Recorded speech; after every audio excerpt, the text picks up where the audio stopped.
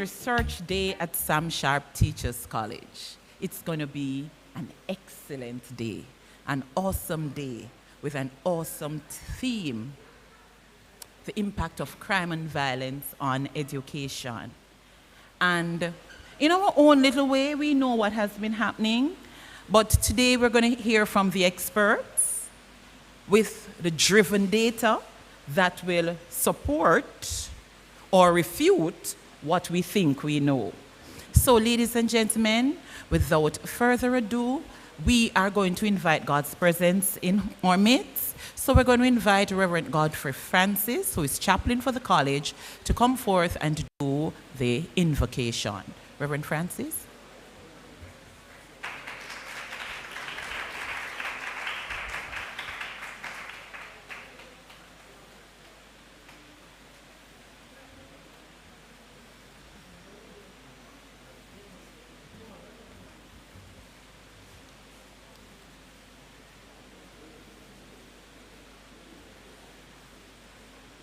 Good morning, ladies and gentlemen, brothers and sisters.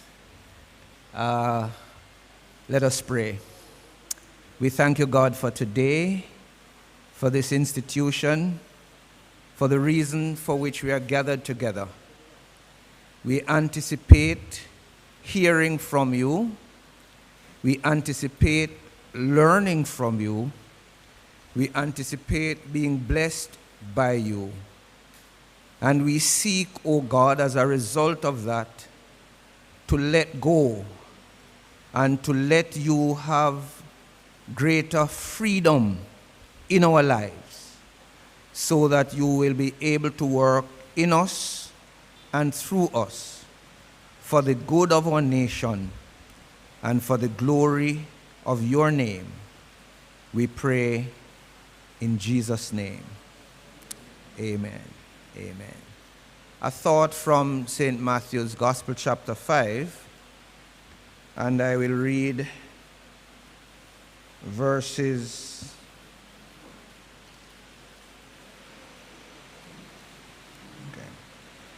I will read verses 21 and 22. St. Matthew chapter 5, verses 21 and 22.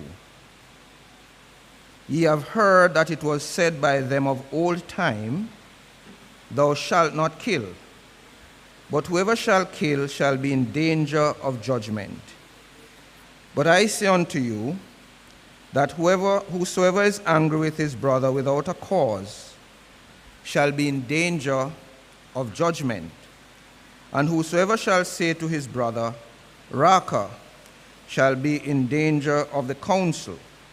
But whosoever shall say, Thou fool, shall be in danger of hell fire. We are doing the research today and the reflection on the impact of crime on education. In our society, the crime situation is such that we have quite a lot of murders, quite a lot of killing. This passage is suggesting to us that there's a relationship between murder, the mind, and the mouth. It is said by those of old, you shall not kill. But Jesus said, but I tell you something better. If you're angry with your brother without a fault, that's where trouble begins. The mind, the malice, the envy, the resentment, the hostility. If you say to somebody, Raka, which means you idiot, or you fool, the mouth. But then, as it relates to all of that, you have judgment, the court, counsel, the religious council in this case is what Jesus spoke about. And then you have hellfire. It seems to me that if we are able to reconcile all of this, to be careful to guard our minds and watch our mouths, then we will be able to avert the temptation to do hurt and harm to others. And we will avoid court. We'll avoid being called up to the council. And certainly, we'll avoid hell. Education in our society is severely impacted by the trend in our society.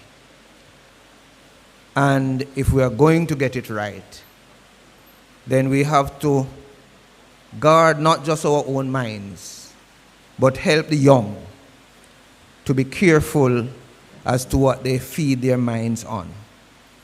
And we have to watch our own mouths, because a careless word is like a stone. Once it's released, it can't come back. May God bless us in our endeavors, and may this day's experience prove truly rewarding and make a difference, not just in Western Jamaica, but in Jamaica as a whole and the wider world. God bless you. Thank you.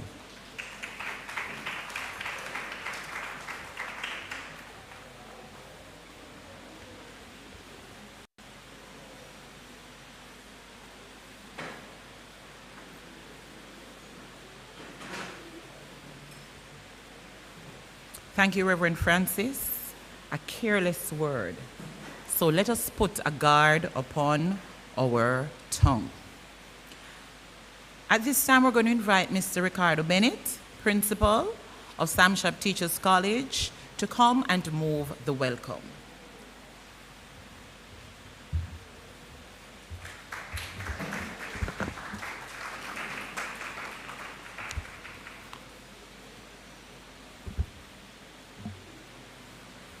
Miss Carleen Menzie, Moderator.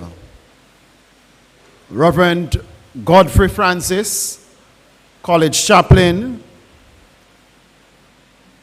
The Honorable Dr. Horace Chang, CD MP, Deputy Prime Minister of Jamaica, Minister of National Security, and Member of Parliament for Northwest St. James. The Honorable Marlene Malahoo Fort, KC MP, JP, Minister of Legal and Constitutional Affairs, and Member of Parliament, St. James West Central. Dr. Shamara Brissett, Education Officer, Ministry of Education and Youth, Region 4. Mr. Lauren Peart, Keynote Speaker, Researcher and CEO of Blue Dot Insights. Mr. Vernon Ellis, Special Guest Speaker, Senior Superintendent with responsibility for St. James. Presenters, researchers, representatives from tertiary institutions, government and private agencies, and the Ministry of Education, principals, guidance counselors, deans of disciplines, teachers from visiting schools, members of staff, past members of staff, students, past students, publishers, media houses, members of the neighboring communities, persons watching online, friends of Sharpe Teachers College, ladies and gentlemen, good morning. Welcome to our Research Day 2024 under the theme, The Impact of Crime on Education, the Western Jamaica Perspective. Collectively, we carry the substantial responsibility of addressing this pressing and at times burdensome issue of crime and its impact on Jamaica's educational landscape. Our research theme emerges from the concerning realities that many schools in Western Jamaica operate under the gloomy cloud of crime, compromising the ability of students to focus in their classrooms and teachers to effectively perform their duties. Today's engagement seeks to challenge all of us to have the courage to analyze the unsparing causes and effects of crime on the young minds and institutions in our communities. I am optimistic that the presentations today will ignite a fervent passion and a resolute conviction for the crafting of a visionary blueprint to emancipate institutions from the oppressive clutches of violence. May our time together spark research and reforms that open new possibilities for teaching, learning, and educational equity throughout Western Jamaica. May you have an insightful day of intellectual discourse as we work towards a safe, nurturing, and empowering learning environment for all students. So, ladies and gentlemen, thank you again for sharing with us today. God bless you.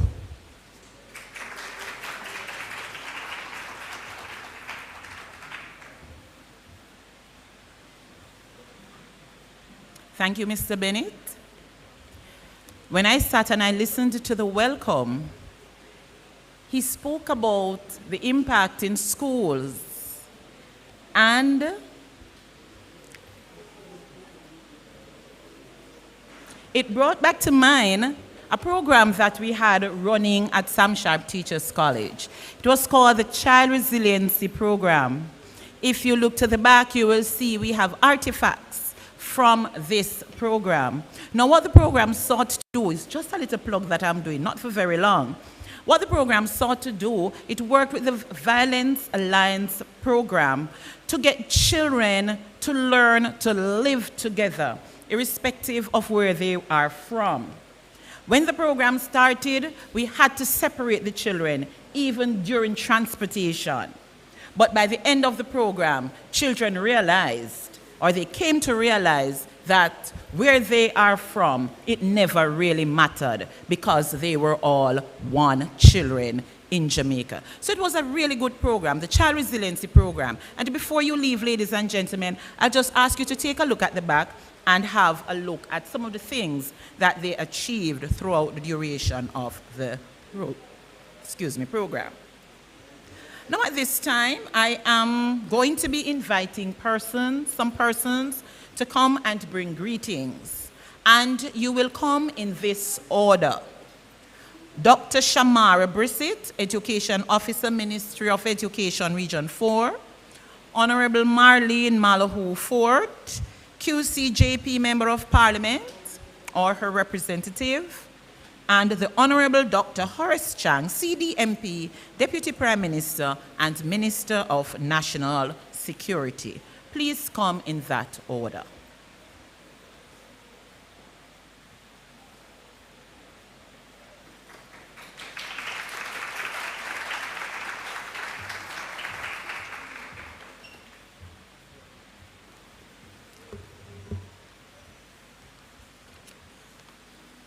Moderator, Ms. Carleen Menzie, Coordinator for Primary and Early Childhood Education Programs, Deputy Prime Minister and Minister of National Security, Dr. Horace Chang, Attorney General and Member of Parliament for St. James West Central, Honorable Malahoo Fort, Keynote Speaker, Mr. Lauren Peart, Researcher and CEO of Blue Dot Insight, Guest Speaker, Mr. Vernon Ellis, Senior Superintendent of Police, St. James, the Reverend Godfrey Francis, School Chaplain, Principal Extraordinaire, Mr. Ricardo Bennett, Principals present. Vice Principal of Academics, Reverend Dr. Robert Edwards, and Vice Principal of Administration, Dr. Deron Davidson, members of faculty, administrative and ancillary staff, panelists and other presenters, members of the Sam Sharpe alumni community, other guests, well-wishers present here and online, ladies and gentlemen all, good morning. I greet you on behalf of the Minister of Education and Youth, Honorable Favour Williams, and of course our Regional Director of Region 4, Dr. Michelle Pinnock, and the hardworking team of innovators. Ladies and gentlemen, this Research Day at Sam Sharpe Teachers College is indeed timely and intentional. As a ministry, we cannot deny that crime and violence has caused disturbances to our academic community.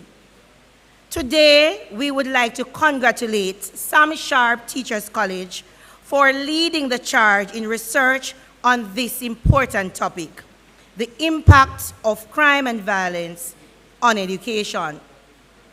Today, ladies and gentlemen, as a village, we gather to explore this vital topic. We indeed recognize the profound effects of crime and violence, but as a village, I can assure you, we stand resolute, evidenced by our efforts this afternoon or this morning to bridge the gap between home and school and have some semblance of normalcy. The research presented here, the conversations we will have, will indeed shed light on the multifaceted ways in which crime and violence can be put to rest. It is important that we understand that literature purports that crime and violence impacts education in a negative way. It causes decreased academic performance among our boys and girls, and of course, psychological trauma. Let us, ladies and gentlemen, seek innovative solutions to mitigate the challenges that create such horrible efforts and horrible experiences from our students. Let us create safe and more conducive learning environment for our students. As a ministry, we are committed. We are ready. And as our regional director, Dr. Michelle Pinnock, often says, undaunted, we press on. Congratulations, Sam Sharpe Teachers College, and we are excited about this Research Day. Thank you.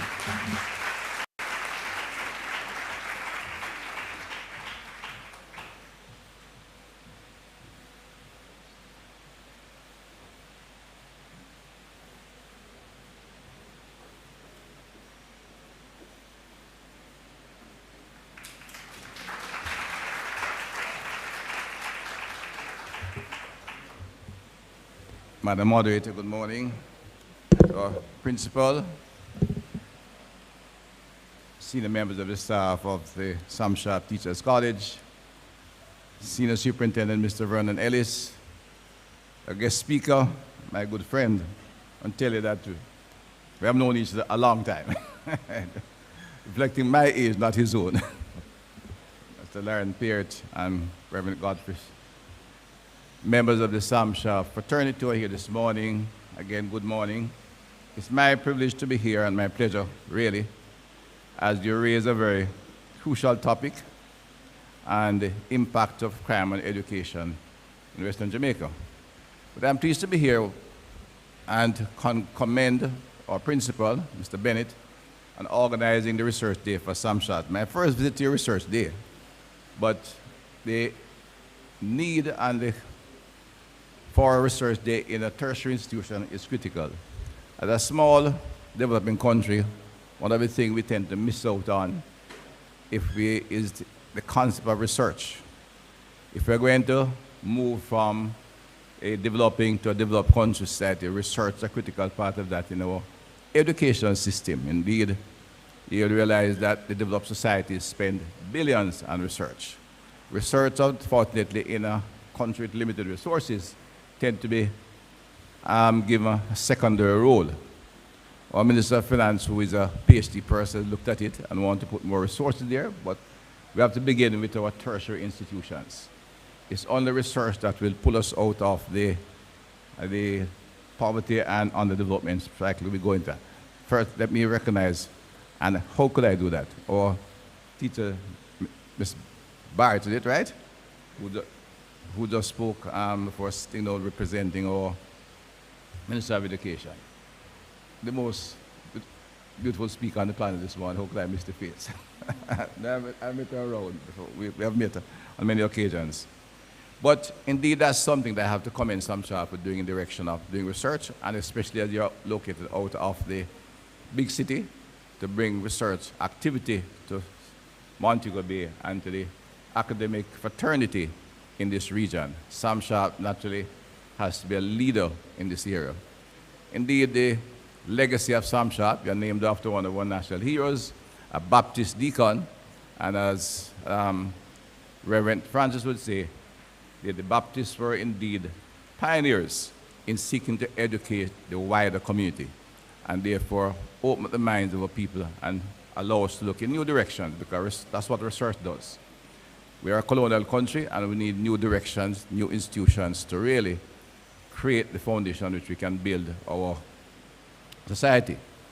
Allow me, of course, to recognize again Mr. Bennett, our principal, Mr. Francis, the chaplain, our guest speaker, Mr. Ellis, or many presenters and staff and students.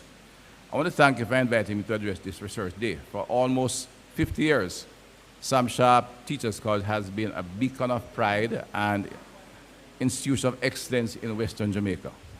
We commend the principal and the team and the entire team that operates Sharpe. I'd like to put on our record my commendation of the executive, academic, and administrative leadership of this esteemed institution for the visionary and exemplary way in which you navigated the challenges, the constraints that resulted from COVID-19 pandemic, and your continuation developing our instructors in education as one of the finest teachers' college in the country. Indeed, this premier institution of higher learning continues to live to its motto of service, commitment, and excellence, which are evident in the intellectual mastery and prowess of your students for the next generation of teachers in our society. An expansion of the original Baptist deacons who were teaching our people to read and write and really open the minds of our wider population. Sharpe Teachers College continues their tradition with outstanding performance, and I said, further congratulations. Your theme today, of course, the proceedings, the impact of crime and education in Western Jamaica, perspective. As the Minister of Education, I'd like to call your attention to what, in fact, our children are saying on the topic. The ministry recognizes the impact of crime in many ways on our entire society. A special impact on education. And in 2023, the Ministry of National Security, in collaboration with the Ministry of Education, and we work very closely at this time with both ministries in various areas, as we seek not only to apprehend criminals, but to divert our young minds in a positive path, working with the Ministry of Education. And we did what was constantly through the City Security Secretariat, a national assessment of the perception of school safety. This was scientific research that utilized rigorous methodology and sampling techniques, to which I expect my colleague, my good friend Mr. Peter, to speak this morning to ensure results will stand up to scrutiny. The approach that the government has been utilizing in all of our social transformation initiatives. We are relying on data to guide our policies and programs, to work with the various agents of government to ensure a holistic approach based on the data and the research that is done. It enables us to capture the safety and security perception among students, teachers, principals, and parents of primary and high schools across the country. And I wish to share a few of the findings with you. It's a pretty extensive document. I won't be long. We found that students who spent more time at school felt safer. Extended day schools were perceived safer than whole day and shift schools. As a matter of fact, students felt less safe off campus than they are on campus, which indicates that while the school campus may provide some degree of buffer from things that may threaten their safety and security, their off-campus commute experience exposed them to events that makes them feel even less secure. Thirdly, the data indicate that the perception of school safety and security was positively correlated with academic performance. And repeat that, the perception of safety and security was directly correlated with academic performance. In other words, it has to be a priority of the country to ensure that students can feel safe. For every 1 unit increase in perception of school safety, and this was the empirical data, and security, there was an associated 9.67 increase in the academic performance of the high schoolers. Round up 10% improvement is a significant factor in the outcome for our students. The perception of safety and security were generally moderate across our participants, but members of the school community generally believed that safety and security assets and values are minimally present when the school and its vicinity, and that antisocial and criminal activities are present but are kept under control. Their positive feelings of safety appear to decline as students move to higher grades. Female-only schools were perceived safer than male-only and co-ed schools. Participants from schools were assigned school resource officers, and this was not, of course, unexpected, because we assigned school resource officers, which we have trained some 200 more over the last year, and the school resource officers for the students, I don't think you're too familiar with them in Montego Bay, are police officers trained to work in the schools that have a high threat risk for violence. But they felt less safe compared to schools without assigned SRO officers. And they said that was a logical finding. Gang violence and weapon possession are more prevalent in schools with assigned SROs. In fact, that's the reason why we assigned the SROs in the first place. So I'm happy that we don't have too many in Montego Bay, but it's a challenge we have to deal with across the island and in Montego Bay as well. Fan comment then makes students' perception of safety and security was generally moderate among all the dimensions of safety and security. Students felt the greatest sense of safety from the action taken by their school administration in providing adequate safety environment, setting clear rules for behavior, and setting high standards for achievement. The results provide the benchmark of the safety and security perception of educational stakeholders. We did principals, students, parents, teachers, and ground staff. It reinforces the approach that the government has been taking towards citizen security. Citizen security plan was established with the understanding of crime as a symptom of more deeply rooted, long-standing social issues. It presupposes that there is a direct correlation between crime and life outcomes, including educational outcomes. Our response, therefore, was to design a comprehensive, coordinated, and integrated program to improve citizen security, one that extends beyond traditional national security and law enforcement approaches and include measures that will address the root cause of social issues. Hence the very strong correlation between our work in crime prevention with our school system. We have several programs working here, and I think I saw where Mr. Sharpe might be here on the panel, so if not now, later on today, who is a senior director working very closely with the crime prevention unit of the Ministry of National Security. But we extend that work across all the ministries relating to the social challenges. The Ministry of Housing, the Ministry of Labor and Social Security, and SDC to work with the school community to ensure we can increase the level of safety for our students. There are a number of physical issues like the Safe Passage Project, which have been transforming some public spaces in an orderly and safe environment. It's literally building in safer sidewalks, literally, to get to school. Kids walking to school can be quite a challenge. There are other areas of trying to go into school, as we have, especially in some of the urban areas, in the corporate area, where violence is actually a big factor. But just walking in school and feeling comfortable without somebody knocking you off the road. We noted national assessment of perception of school safety. Students felt least safe using roads leading to and from their schools. They felt at pedestrian crossing, traffic warden, sleeping policemen, the guardrails, the traffic and pedestrian signs were either absent or insufficient on their passage to and from school. where that existed, they were particularly concerned. These are some of the infrastructure programs we are doing extensively across Jamaica through the Jamaica Social Investment Fund. I think anyone from the Salt Spring here would have noticed some of that in the Salt Spring Main Road. We are doing some in Mount Salem, where the zones of special operation is, and we have had some improvement, but we have some criminal minds which sometimes take advantage of the security, the quiet in the space, and that is what Mr. Ellis is here to tell you, the policy initiatives to ensure we can prevent that kind of activity. So as we advance these kind of initiatives, we continue to base policies on empirical data. The children within these areas will experience an increased level of peace of mind while going to school. And indeed, we are looking at expanding that kind of program across the island in the course of this financial year.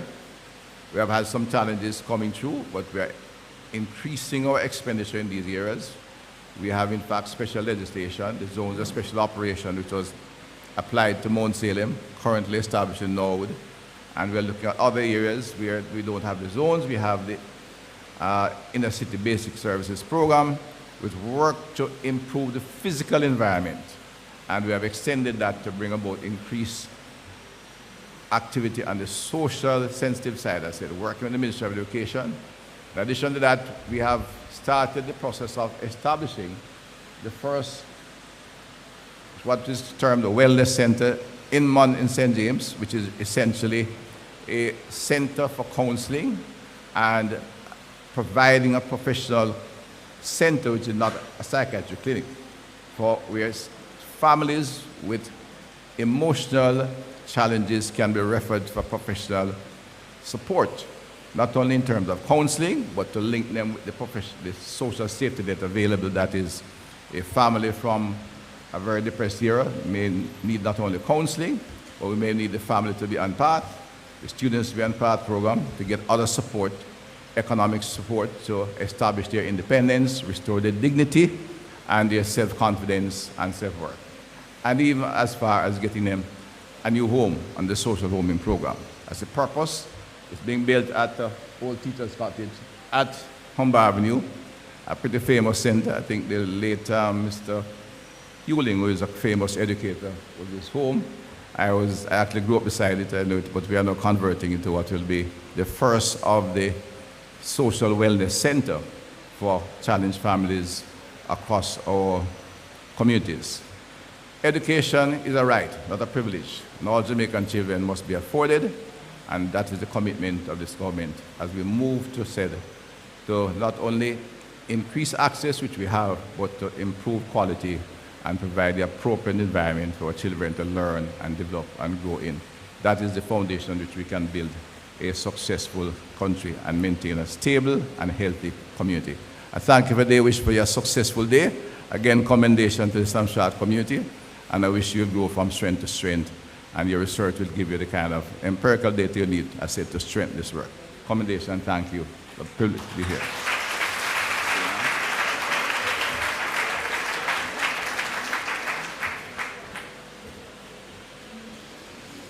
Reduce crime gives peace of mind. And when children have peace of mind and the perception of safety, they will do better. Undaunted, we proceed. Dr. Chang, we're going to hold you accountable. Mr. Bennett, please bear witness here, sir. He promised that he would go to the Ministry of Finance to get funding for research. And we have all these people here who can testify to the fact that Dr. Chang will do it for us.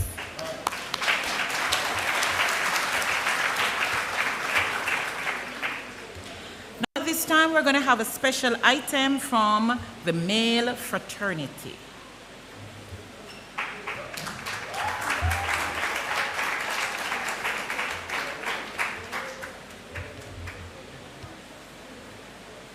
The members from the team, are they here?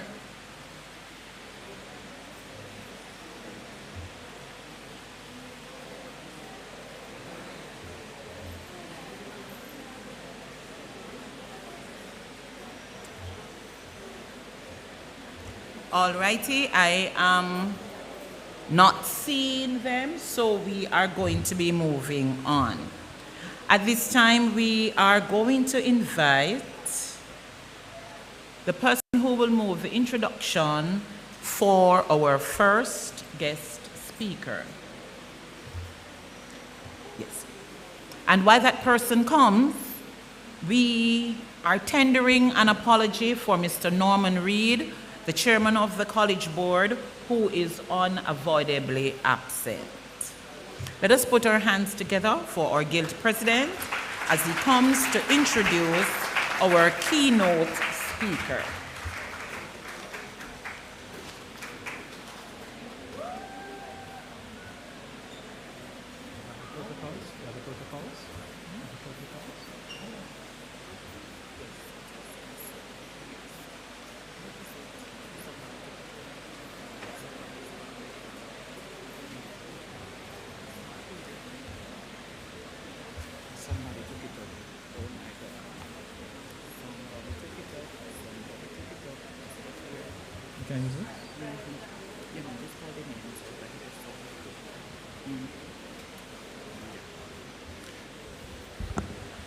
Good morning, ladies and gentlemen.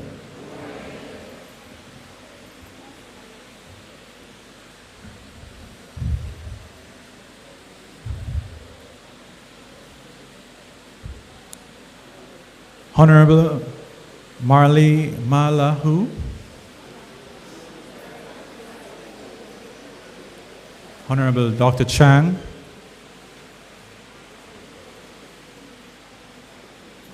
our keynote speakers, Principal Mr. Ricardo Bennett, Dr. Godfrey Francis, Reverend Dr. Godfrey Francis, each and every one, welcome to our research day. It is a very beautiful day this morning. This morning I'll be introducing Mr. Peart. Mr. Laurent Peart is a seasoned entrepreneur and information technologist, known for his expertise in research and data intelligence. As the founder of Blue Dot Insights, he has brought unique services to the regional market research and data analytic industry. Mr. Lawrence's experience in research techniques, consumer neuroscience, retail intelligence, and data mining has been instrumental in guiding his talented team at Blue Dot. Prior to founding the Blue Dot, Mr. Lauren worked in software engineering at Advanced Integrated Systems, where he developed his technological skills and client services. He has led research assignments for major regional and international brands such as Grace Kennedy, NCB, and McKinsey, and continues to drive product innovation. Mr. Lawrence's passion for problem solving and nation building has also led to his appointment to the National Artificial Intelligence Task Force in July 2023. He conceptualized and spearheaded the first cashless farmer market in June 2020. Give him a round of applause, please. And in 2021 was called upon by the Honorable Prime Minister and the PSOJ to develop a solution that would enable business continuity during lockdowns. And thereafter, led the team that developed the highly successful e-commerce national delivering system, Please help me welcome Mr. Pierre. Give him a round of applause, please.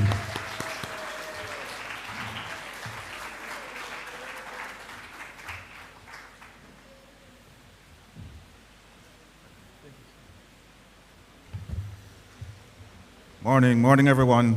Thank you. Honorable Minister, SSP Vernon Ellis, Mr. Bennett, staff, faculty, students, everyone present, good morning. First of all, I'd like to thank the Sam Sharpe Teachers College and Mr. Bennett by extension for affording me the distinct opportunity to come here and bore you with statistics. Right? You ask a researcher to come and present, then you must be waiting and expecting a lot of statistics, right? I'm very happy to have heard the Honorable Minister mention or talk about the importance of research in the crime fighting problem. Unfortunately, in Jamaica, we have a chronic lack of data, and research is not as at the forefront of many things that we do, including crime. So, Minister, when you get the funding from the Ministry of Finance, remember Blue Dot does research. Yes, through Sam Sharpe. Yeah, man. So I'm here to discuss a little bit about crime and the impact of crime on education. As I said, unfortunately, there was not a lot of data. So, and I think, in advocating for more research to be done on crime, I have led the presentation more into the how and the why of crime, right? From a student and adolescent perspective. But let's start with some maps. Oh, down. So if you're able to see that what we have here, or what I'm showing, is the crime hotspots in the 3 western parishes, so Westmoreland, St. James, and Trelawney. And when you overlay the schools on top of the crime hotspots, you can see that there's a direct, I don't want to use the word correlation, but overlaying the crime hotspots on top of where the schools are present, you'll see that there's very close proximity between schools and the crime hotspots. And that's not surprising. When you get to more, for example, rural areas where you have basic schools and primary schools, then the hotspots aren't as prevalent. But definitely, when you start looking at high schools, which tend to be more centralized, the crime or the hotspots of crime is high. Sorry.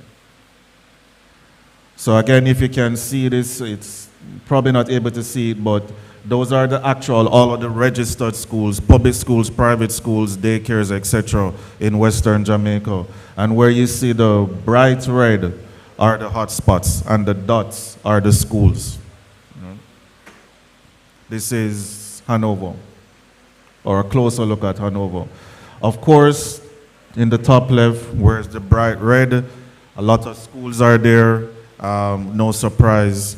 And of course, as well, if you're able to see the legend, you'd see that, because I also mapped the bus routes and taxi routes, and there is along the bus routes and where buses terminate, taxis terminate, and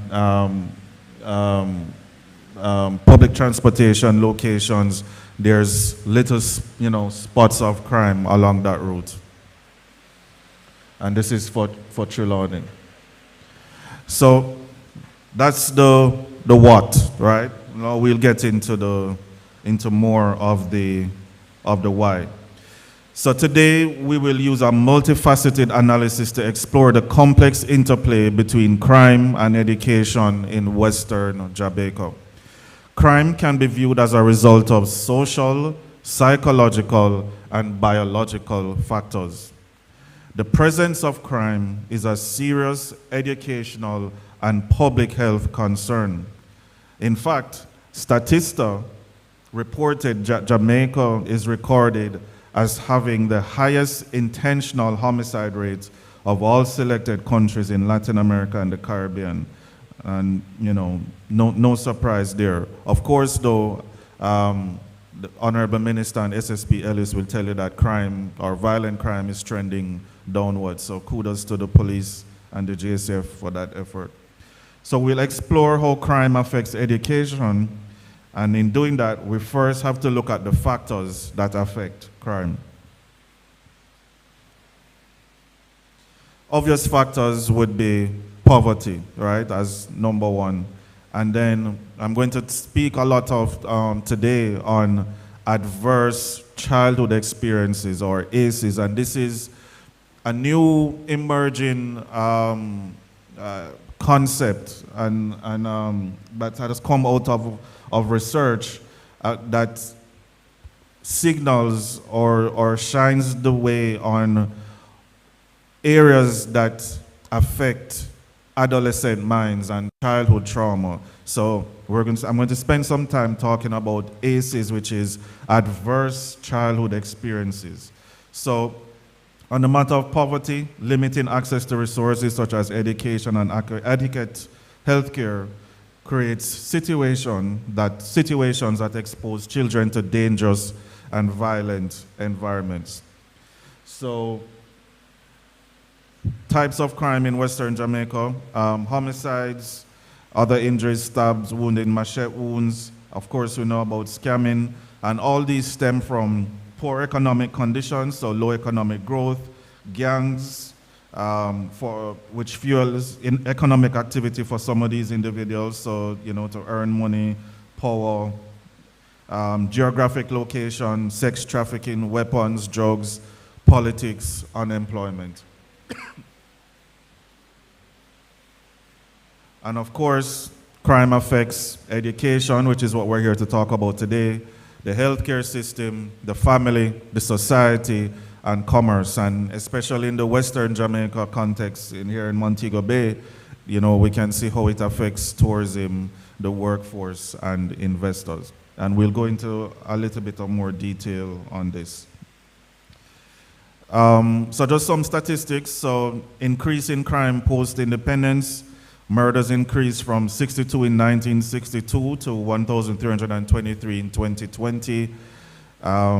In 2020, there were 46.5 homicides per 100,000. And in 2022, the homicide rate was 52.9%. And over 80% of the total number of murders are attributed to gang activity. I just got an updated figure from SSP Ellis while I was sitting there, and he has confirmed that it is now below 70%. I think that can also be attributed to the anti-gang legislation, Dr. Chang, and other efforts. I'll move ahead of that. Statistics on gangs, so approximately 250 active gangs. Gang violence has increased over the years.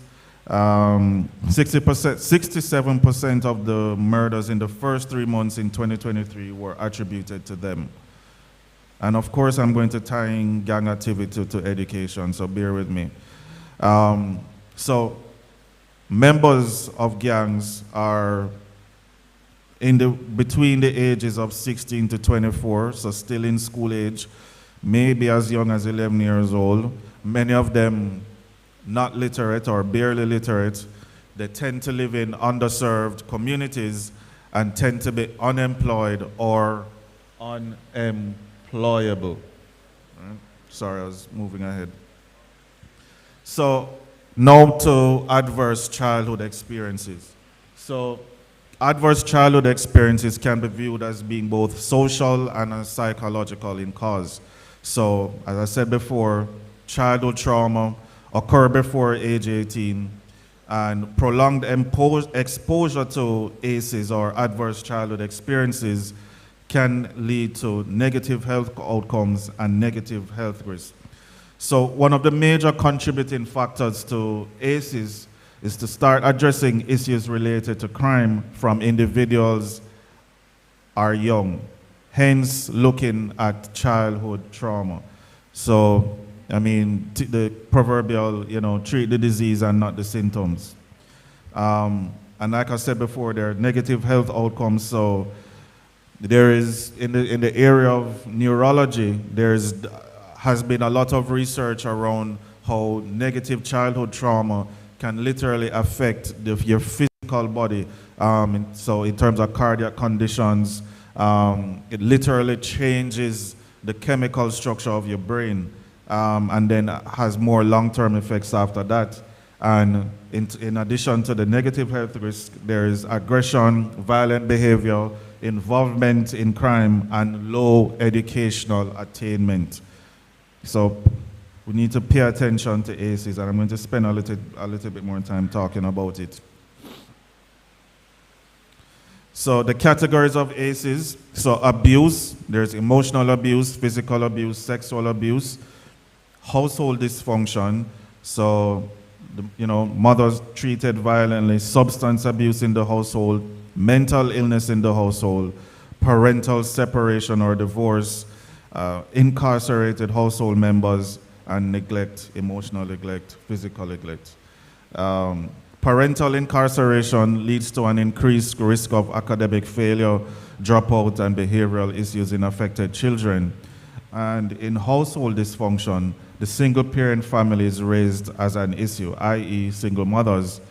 And, right. So other categories of ACEs have been recently added, such as poverty, low income, exposure to violence, low educational attainment, or poor houses. And remember, ACEs means adverse childhood experiences. So many Jamaican youth in low-income areas witness high levels of violence, particularly in inner-city neighborhoods. Primary school-age children in these areas are most likely to have witnessed some amount of violence, including viewing of murders, etc. And poverty, although not initially viewed as an ACE, it is now being considered due to limiting access to resources such as education and adequate health care, and exposing children to dangerous and violent environments. Poverty can also indirectly contribute by causing poor paternal supervision and control.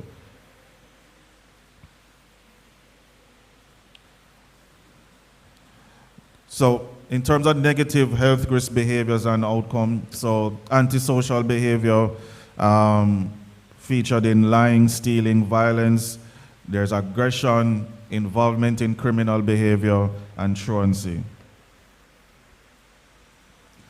I spoke about neurology before, but there's different regions of the brain develop and mature at different stages of life. The behavioral aspects of a person's personality and the function of the brain are related to the physiological development. Normal neurology of youth characterized by behaviors such as relative underdevelopment, limited reasoning abilities, predisposition for risk-taking, limited weighting of consequences of action, so, risk versus reward, and being rebellious. So, when you're looking at ACEs, the core point is that crime needs to be addressed early. Therefore, the causes of crime need to be explored. And it's good to focus on how crime affects Jamaica's youth neurologically. Right? Again, this is research that needs to be done. Children and adolescents are considered immature for a reason. Their brains aren't fully developed. The brains of children and adolescents are highly plastic, and therefore they are easily susceptible to being molded and changed. Negative interactions will have negative effects, and positive interactions will have positive effects. Enter stage left, the Jamaican bad picnic, right? Or bad picnic, what we call bad picnic. And we can, so at Blue Dot we do a bit of neuroscience. You know, we literally put people strap them on with EEG devices that measures their brain activity. And we can definitely relate neurology of youth to the Jamaican youth by discussing the bad picnic. So the bad picnic, criminalization of the Jamaican child that is termed a delinquent, unrecognized and untreated psychiatric disorders and trauma. Approximately 34% of juveniles in Jamaica display mental illness before the age of 14 and 48.4% before the age of 18. So I'm going to read that again. Approximately 34% of juveniles in Jamaica display mental illnesses before the age of 14 and 48.4% before the age of 15. Shocking, right? Yeah. So the Jamaican bad picnic exhibits apparent social, psychological, and behavioral problems and acts out in the home or at school. All right?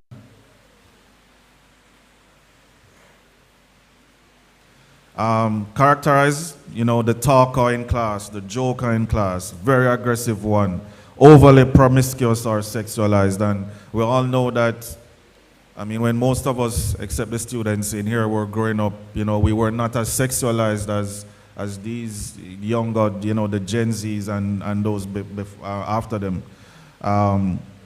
The one, my father is here, so I had to say that.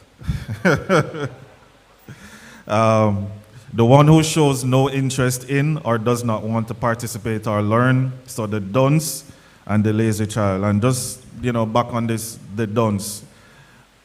Dunce isn't necessarily a bad thing anymore, according to these youth. Dunceness has been glamorized in our local parlance, and I think that is extremely unfortunate. When we were going to school, most of us are going to school, being dunce was a bad thing. Very bad thing. Very, very bad thing. But unfortunately, it has been glamorized these days. And another characteristic of the bad picnic in school is antisocial behavior.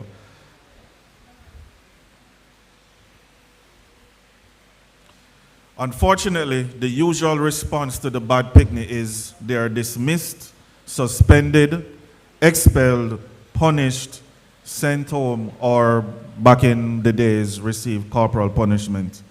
As educators without personal background information, these students tend to be dismissed. Not always in terms of being sent home, but ignored. And we often give up on them. And when you give up on them, that's when the gangs come into play, because they find a home in the gangs and with certain nefarious characters, right? Each of these misguided respondents can result in low academic achievement or illiteracy. Low academic achievement can then result in being unemployable, which creates a cyclical effect of everything that I've spoken about before. Zeroing on education. So low educational attainment can be due to expulsion or voluntary dropouts. Poverty can lead to limited or low education, result in low employment opportunities, therefore a life of crime.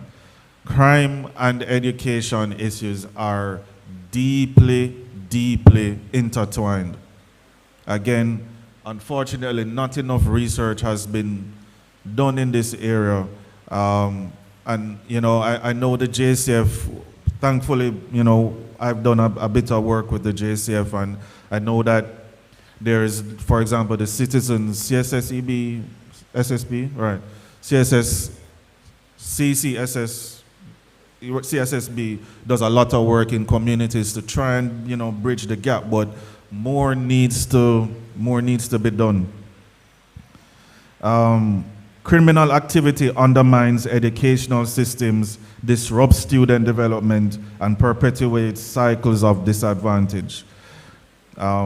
And just to read from the slide, so low educational attainment, increased criminal activity, Chronic exposure to violence normalizes violent behavior, which permeates in school culture. So in the communities that are violent, they essentially just repeat that when they get to school. And normalization of crime and violence can also lead to truancy. The education implications for teaching, right, which is very important. You know, some teachers don't want to go to schools or go into areas that they know have these issues, right? So exposure to crime and/or trauma can cause behavioral issues in children, which manifest in acting out in school, academic and learning challenges, a lack of concentration in school, inability to retain information, lack of engagement in the learning process, demotivation to learning, and low school attendance. I mean, I wish I could repeat this again, you know. So education, on that topic again, and living in high crime areas, what are the considerations? So fear of coming to school, the presence of violent crime erodes the sense of security essential for educational environments, undermines the quality of education, so access to good schools, being able to afford fees for school, regular attendance, access to the best educational resources, and availability of sufficient teaching staff. Being able to afford fees for school, even with subsidized tuition, auxiliary fees, tend to be an issue for a lot of parents. And you know, regular attendance based on the ability to afford to purchase uniforms or a proper meal. Again, everything is cyclical, and you know, several factors contribute to other factors. Unfortunately, you know, the alternatives are gangs in Western Jamaica, in our area here, scamming. When we don't need to explain what that is. What are the solutions? Research, research, research, all right? I could not be involved in research and not advocate strongly for research. I know the JCF has become a lot more data-driven in their approach. And, you know, it is definitely portrayed in the reduction in crime. However, we need to do more research on the local context. A lot of the information that we get about, you know, ACEs, for example, comes from studies done in other territories and other areas. And I think the local context is important, and what affects us or affects our children and adolescents here, and from a just complete crime picture, has to be looked at in a more nuanced and localized way. So, you know, for greater understanding, for better developed programs, I like to say, what cannot be measured cannot be managed. So viable and workable solutions to mitigate crime from a sociologist standpoint would be educational solutions. We spoke about ACEs, now talking about PACEs, which is protective and compensatory experiences and community-based approaches for youth. I don't know how many of you in here are familiar with Project STAR, or have heard of Project STAR. I hope you have. Project STAR is I'm on the founding committee of Project STAR, and Project STAR is a fresh approach to social intervention programs. Jamaica has the second highest number of social intervention programs in the world. All right? In some communities, for example, we looked at, I think it was Denham Town, and Denham Town has 27 social intervention programs. And Dr. Chang is saying Flankers had 30, right? So imagine we have the most social intervention programs and the most churches. All right? What does that say? Something is wrong, right? So Project STAR is an initiative by the private sector organization of Jamaica, several government agencies, and it's a community-based approach to social intervention, but with a focus on monitoring and evaluation. So the big problem with those social intervention programs I mentioned before is a lack of M&E, monitoring and evaluation, meaning these NGOs get the funding, sometimes we don't know what they do with it, but there's no assessment afterwards or during the program to see what works and what doesn't work, right? So Project STAR, we did a lot of data-driven analysis for Project STAR, and we looked at the 22 most violent communities in Jamaica, and that was taking data from stabbings and shootings and hospital data. So we literally looked at stabbing shootings all across Jamaica. We looked at hospital admissions, so somebody goes into hospital with a shooting or a stabbing, and looked at where those communities resided or where were those communities, and narrowed it down to 22 communities across Jamaica that Project STAR would look at for a more community-based approach to social intervention. So we're looking at everything from, you'd be surprised how garbage collection, a simple thing as garbage collection, affects the mood of citizens in a community, right? Right? Fencing. One interesting thing, some data that I looked at in the early days of Project STAR was we overlaid JPS light posts, and we found a direct correlation to when there was a light post that wasn't working and abandoned buildings to sexual assault. So a street light is out, it's a crimes, SSP will tell you about crimes of opportunity. A street light not working, then there's a higher incidence of rape and sexual assault around that area. So Project STAR, I'm diverting from the presentation. So Project STAR looked at those 22 communities based on that type of data. I was very surprised and humbled that the community that I grew up in, Albion, just not too far from here, was one of those communities, all right? So Project STAR started in East Downtown Kingston, and we're currently in East Downtown Kingston, that's Rosetown, Parade Gardens.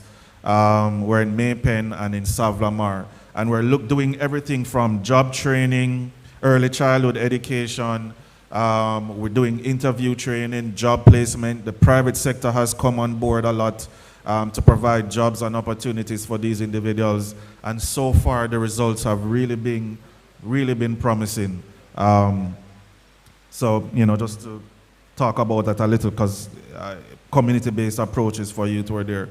And shameless plug, we are looking for all the volunteers and people who are willing to help with this situation for Project STAR. You can go to projectstarja.com to find out more. But it has been very, very successful so far. I was watching a video the other day from a young man from Rose Gardens in East Downtown Kingston, and he was talking about how much the project has changed his life. He has a job. He's 38 and got a job for the first time at 38 years old. All right? Anyway, let's move on. So yeah, viable and workable solutions to mitigate crime. Spoke about community-based approach for youth and educational solutions. From a school standpoint, so pro-social skills including conflict resolution, problem solving, and empathy. Training schools, so gainful employment and skills training, mentorship programs to offer positive role models, detention facilities, reduce recidivism, and training programs for teachers and counselors. So while crime poses a significant threat to education, the equation has another side. Educational initiatives play a powerful role in crime prevention excuse me, by promoting social, emotional skill development, offering valuable training, providing hope and opportunity. Educational institutions can be forces for positive change and disruption of criminal patterns. Back to PACES. So, create resilience against the adverse effects of childhood trauma, help build coping skills to stress and trauma, promote the cultivation of children's empathy, self-regulation, and social competencies, and characterized by supportive relationships, unconditional love by a caregiver. I spoke about community-based approaches before, and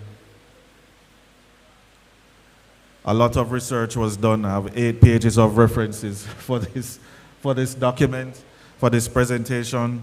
But thank you everyone for your attention. Thank you for listening. Thank you, Minister and SSP Ellis.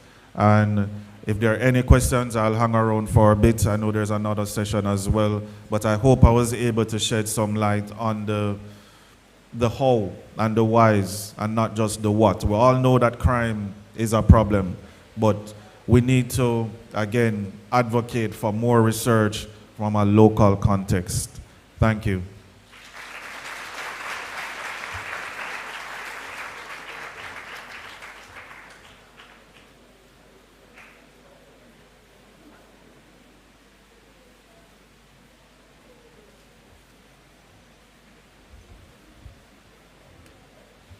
They say the numbers do not lie.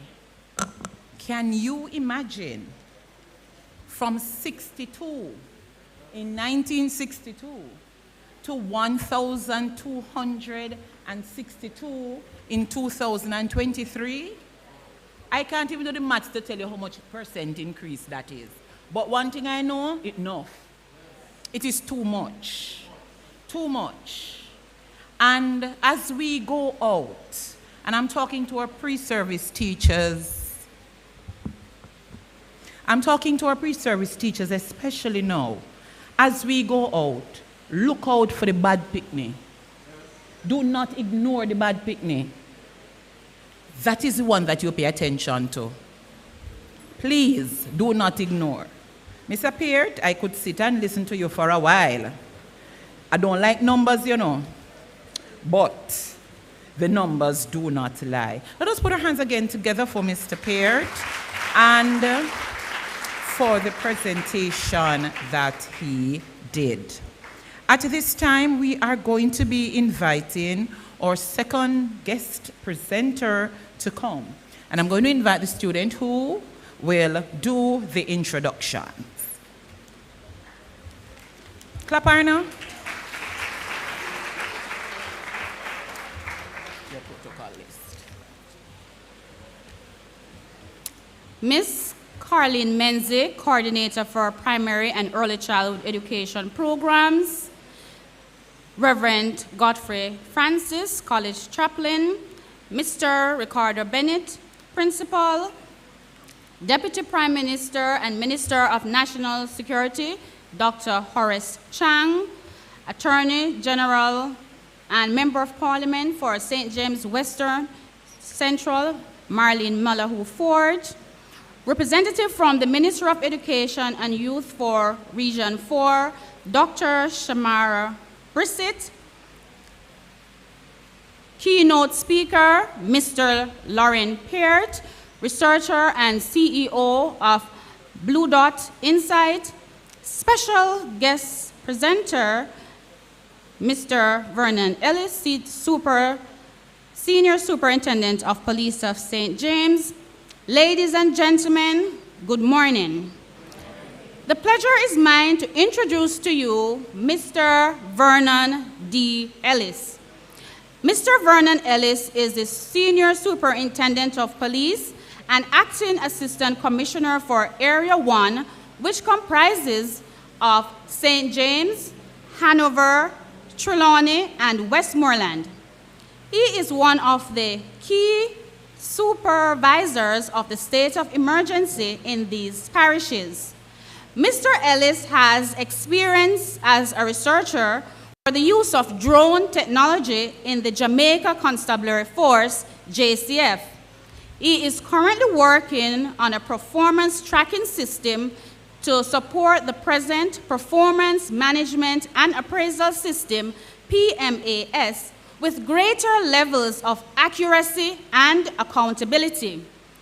Mr. Ellis is also the Mocha Lottery Scam Task Force Commander in charge of intelligence and operations. He is a part of the Divisional Intelligence Unit and the Criminal Investigation Branch. Mr. Ellis holds a Bachelor's of Science degree in Management Studies and Human Resource Management from the Northern Caribbean University. SSP Ellis's objective is to implement and manage a workforce that is of high international standard. Please help me welcome Senior Superintendent of Police, Mr. Vernon Ellis. Thank you.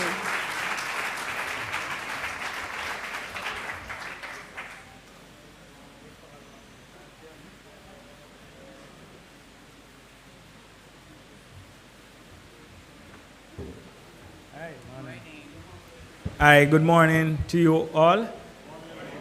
Might I be allowed to associate myself with the protocols that you would have laid down earlier? I must say hi to the Sam Sharpe family. You know, you're looking good in your colors. I'm seeing principals, Sir Michael Ellis, the regional director, all the teachers. I just want to see a show of hands of the teachers.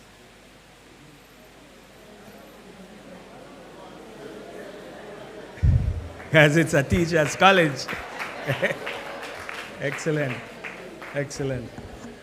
So, as I would have been identified earlier as a policeman, I'll tell you something else. So, the region that I'm about to explain some information from the police perspective to you on, I've actually worked in this region I've served this region for 24 years. Westmoreland, Hanover, St. James, Area 1. I've served other places, but I'm pretty familiar with the Western region. So,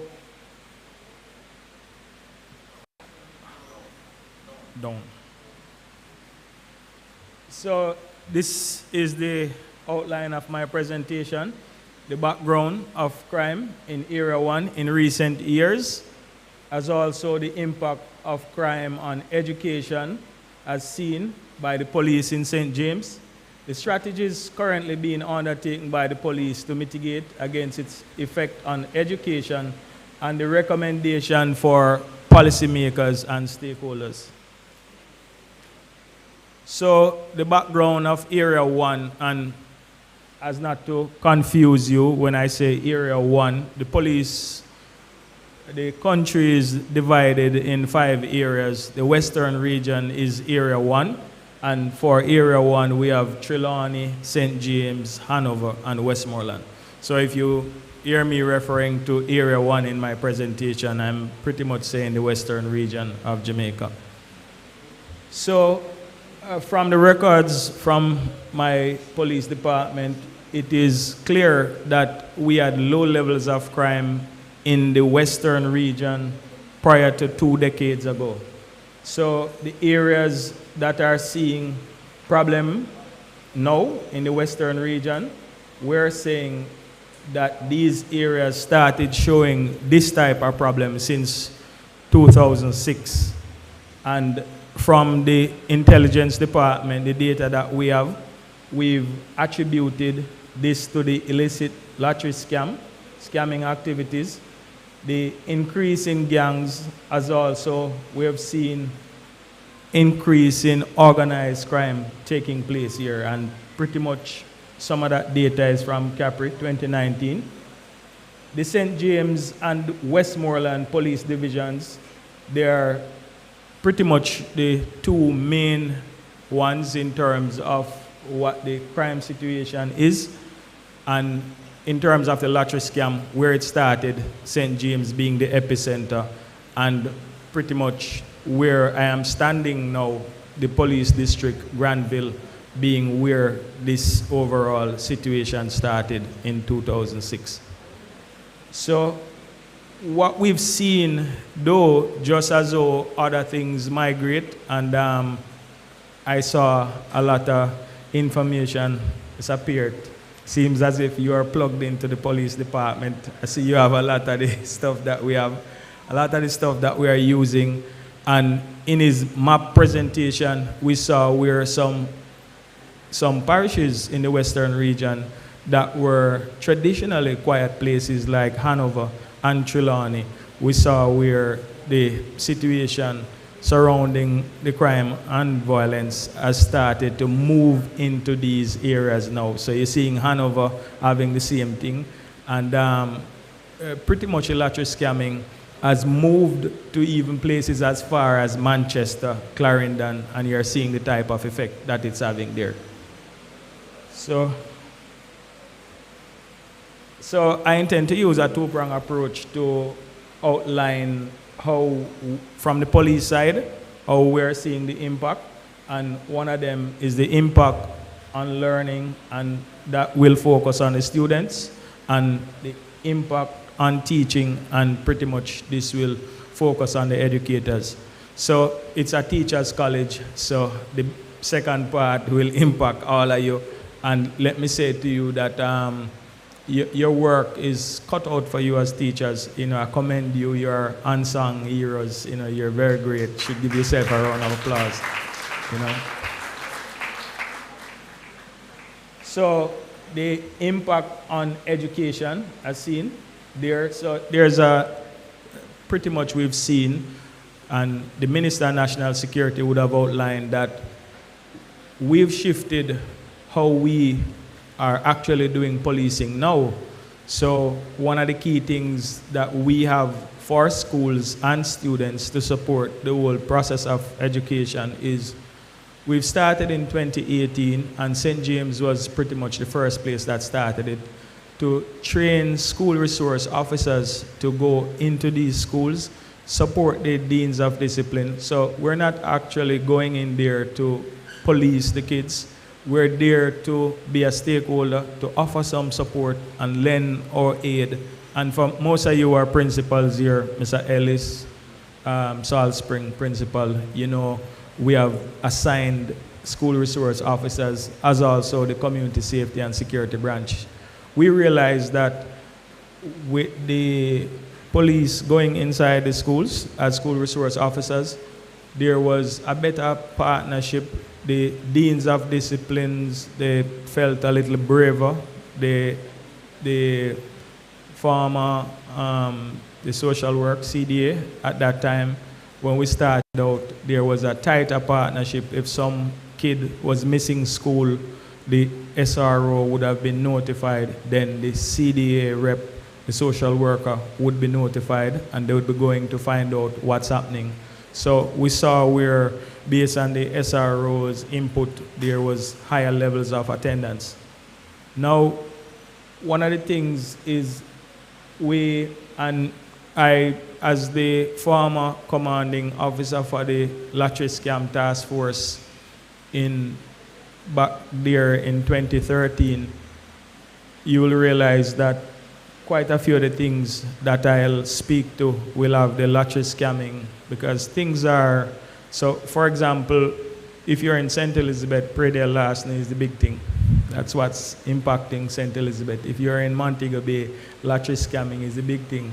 That's what's impacting the region. So as a former commander of the task force, I must say that the lottery scamming started out by impacting students. They no longer wanted to go to school, finish school, because the lottery scamming was something that would make them successful, get rich quick, pretty much, achieve. I went to a school and I was asking a student, what's his goal? What does he want to be in life? He says he wants to be successful. So I asked him to break down success. He says, well, success is having like 3 cars and a house, you know, so as quickly as I can get those 3 cars and a house, pretty much my job is done. So it kind of shifted the goalposts a little bit, and the type of crimes in the region caused students to really want to look in that way. The inability to attend schools due to ongoing conflicts, and pretty much we understand the impact of gangs. Mr. Pierre did mention that even though this year we are seeing a reduction, the gang activities. So if there's a school, for example, in Granville, and we're having a flare-up in Granville, automatically it prevents kids from going to the school. Some of the parents or those dropping them at school might be involved in the conflict as well. Maybe we have to impose curfews on the space to lock it down, increase police, military presence inside there to make it a little bit safer. The traumatic experience of witnessing or even being victims of crime disrupt the individual's learning ability. And I'll use the term ACE, childhood experience, because we've pretty much in the JCF, we're focusing on that. We started in 2018 to look at it. Most of the youngsters that we are seeing involved in crime, they had some adverse childhood experience. Somebody was killed for them. They saw somebody being killed. They were abused in some way. And from the interviews from our investigators and social workers, we're seeing where the kids with the adverse childhood experience, based on the crime and violence in their space, reacted more violently than other kids who grew up in homes where things were normal. The impact of gangs on schools negatively affects learning experience, as violent confrontations disrupt classes, as also it causes the teachers to feel very uncomfortable. Police officers who are trained, military men who are also trained. We have gears, and pretty much ballistic gears. Teachers, you just have your beautiful clothes that you wear to school. So it's really a situation where you're naturally going to feel fearful of driving into one of those communities where persons are shooting at each other with high-powered weapons, and hoping that they'll say, oh, hi, morning, teacher, and not do anything to you. It's difficult. You're going to think of the dangers that will impact yourself.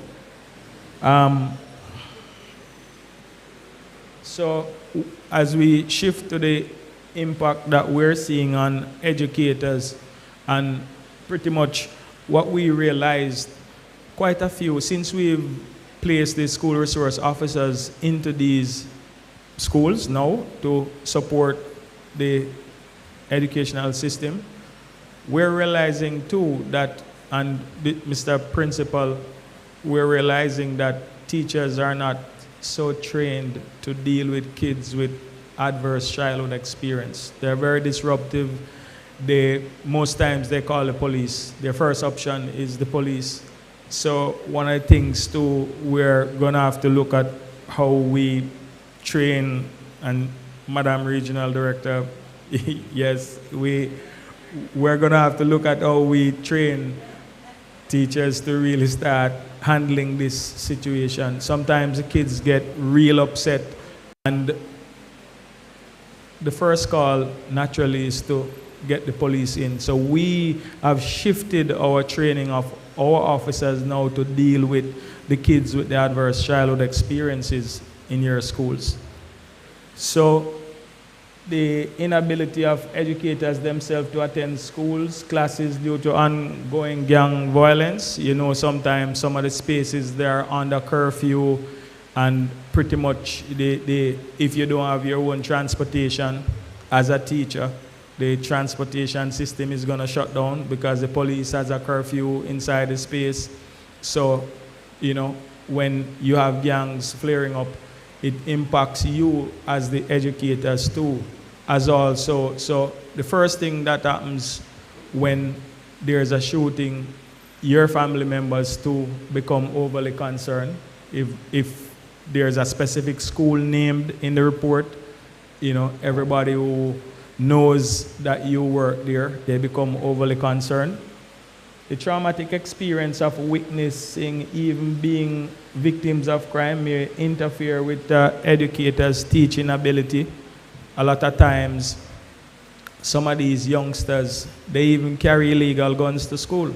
A lot of teachers, we've seen teachers, well, we have a few brave ones like Mr. Ellis at Cornwall, and a few other brave ones like Mr. Principal at St. James. You know, we have some brave principals who will just confront the situation and treat them pretty much as their kids.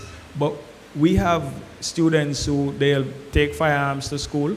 They'll attempt to injure even educators as well. So the situation itself has that impact on those who are actually teaching in these classes. The impact of gangs on school negatively affects teaching as violent confrontations disrupt classes. And this one is a big one. So while I was sitting here and I'll allow the school to remain nameless, there was a shooting incident. So some persons just decided to fire some shots close to a school. Now, you know, at 9:30, the school is concerned. They're going to close the school. I've deployed officers to support them, as also CSS support. But just look at the chain effect. So the educators, they'll have to leave school now. All those kids, so if you have 400 kids that their parents went to work and they made plans to pick them up at 3 o'clock. So there's a scheduled plan in place to pick them up at 3 o'clock, accommodate them. Now all of those plans will have to change immediately because at 9:30 they are calling you from this kid. Most of you are parents. They are calling you from the school to come for your kids. And pretty much the educators, their plans are disrupted as well. So the impact of school-based gangs through violence directed at educators, whether it's direct or otherwise, may negatively impact their ability to effectively function in classroom. So you have groups, we've seen it on social media, where a group of kids attacking teachers, throwing stuff at teachers, they're beating down teachers, and pretty much the gangs that start in the school, they extend beyond the boundaries of the school. The teachers too, you are being a strong disciplinarian, you might find yourself going into a community in the future where these gangs are, and whatever hatred they would have developed from you for disciplining them, you could find yourself being seriously injured. We've seen situations where old boys would have left school and want to attack teachers who were strong disciplinarians whilst they were going to school. So all of these things have pretty much a negative impact on the educators. So the strategies currently being undertaken to mitigate against its effects. So through, and you were trying to get the name correct, and you did. So through our community safety and security branch, school resource officer initiative, selective police officers with direct access to administrators. So what we do, we build a relationship with you at the school. So it's not like you're just picking up the phone now and you're just calling the station to relate to anybody. You have a designated school resource officer. So we have like 26 school resource officers covering 33 schools, and we're cross-training other officers. There are some key performance indicators that the SROs do that are not the same as what we would do for other policing activities, because pretty much we want to achieve a different objective through the SROs. So as the administrators, you have a dedicated asset in the form of a SRO, school resource officer. So when you hear the term school resource officer, you know that's the police that the JCF has put in place to aid you as administrators in school. The long-standing peace management initiative that was launched in 2008 focused on community development and social intervention in volatile garrison communities. The STARS program mentioned by our researcher actually came out of St. James, and Madam Principal from Salt Spring there that we're seeing. That's pretty much where the program started. We did the research for it. One of the reasons for this type of intervention, and he mentioned it, the minister mentioned it, billions of dollars have been invested in social intervention over the many years.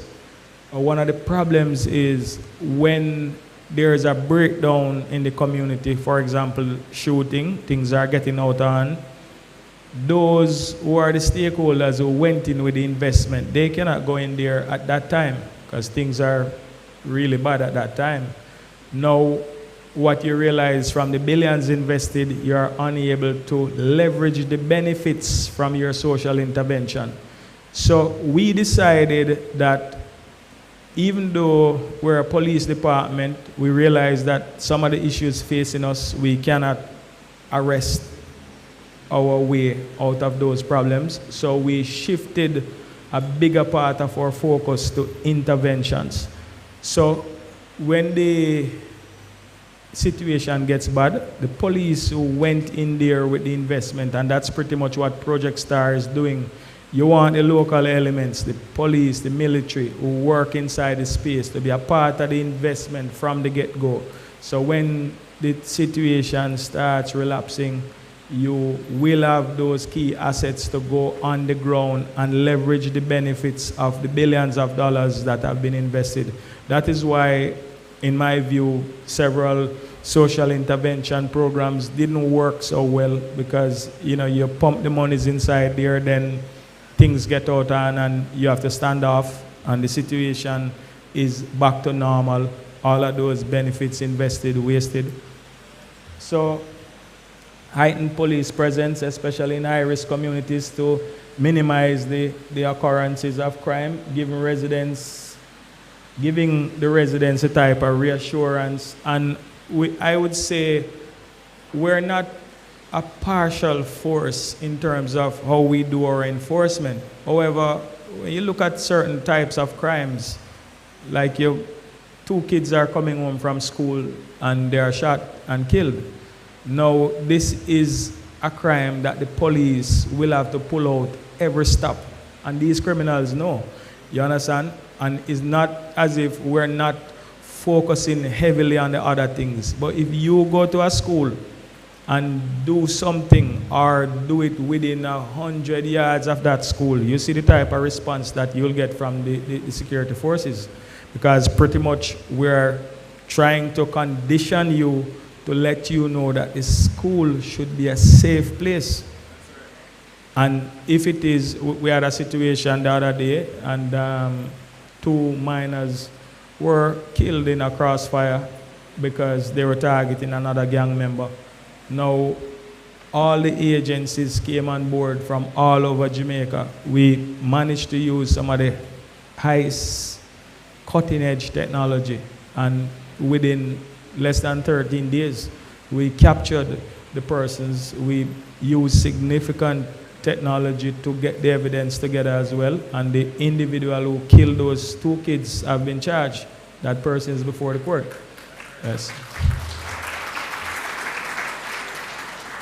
So we've launched various police youth clubs. The police seek to develop and cultivate better relationship with the youths in the community. And we're doing a lot of school programs. When we started out with the Salt Spring program, we realized that a lot of times there are issues in communities we try to fix it. So you might give them a football field or a community center. That's not exactly what they want. The issue is that our community, so we got the Mona geoinformatics guys to come in and start the data collection. When we did the analysis, we realized that one of the big issues was getting kids to school on time, because pretty much the breakfast was a problem there. So we decided to go for a breakfast feeding program, and the PSOJ, Keith Duncan, and that same team that is now the Project Star, they have actually helped us to get this program going. So as part of our intervention, too, we have summer schools where, so it's not a boot camp. We teach kids how to use the internet, how to identify risk. We teach them to cross roads. We teach them how to resolve conflicts without, resorting to violence. And what the programs that we're doing, and I'm asking you all, don't see a kid and point to the police and tell the kid, oh, we're going to set the police on you. We want to break that trend, My mom used to do it. Oh, I'm going to let the policeman lock you up. And yeah, it was very, very scary to see a policeman in his uniform and your parents telling you, oh, I'm going to let the policeman lock you up. So everywhere in the parish now, we're trying to tell our citizens, don't do that, because we want to change the culture. We don't want you to see the police as an enforcer. We're a stakeholder. We're pretty much partnershiping with you to make a safer community. We're not the person who's out there to lock you up, because the problems that we're having, and his data would have pointed to most of the problems. Not all of the problems are really crime so much. Some of them are social issues. So it's not a situation that we can arrest ourselves out of. Intervention and partnership will work better. So our recommendation to the policymakers is to consider hybrid teaching styles throughout primary and secondary schools, as seen in universities. Example, classes can be divided into theory and tutorial sessions. This will allow students to attend some classes virtually, and based on the crime situation, we're saying if you are living in a community and you can't come out based on what's happening there, the impact that it's having on education, you should also have access to logging into a class, even though you want to improve the attendance. But if there's something that prevents you, because there's gang violence inside of your space, things are out of control, that child should be allowed to log on to whatever process based on what's happening and still be exposed to what you're teaching. So we want treatment support programs for sustaining meaningful relationships, and one of the things is standing here this morning with you is standing in solidarity with the education department as the police department. So we're supporting you, the SROs that we've had. That's the intention of putting the SROs in place, so that you can have a joint partnership between the police department. More programs for cooperating social networks, and we realized too, and this is something I saw over the years, when the kids, when you're in violent communities, the parents, in trying to protect their kids, they keep them inside. So the kids grow up not being socialized.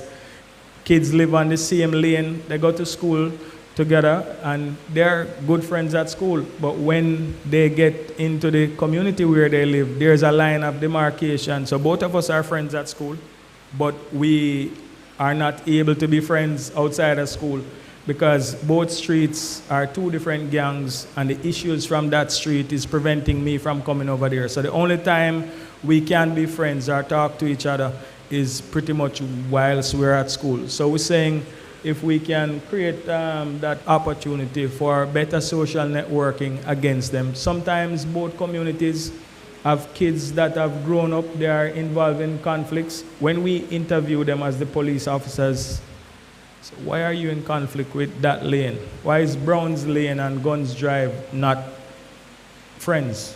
What's the rivalry about? Oh, I don't really know. All I know is I grew up and saw that. So we need to create that type of social network that changes how they socialize.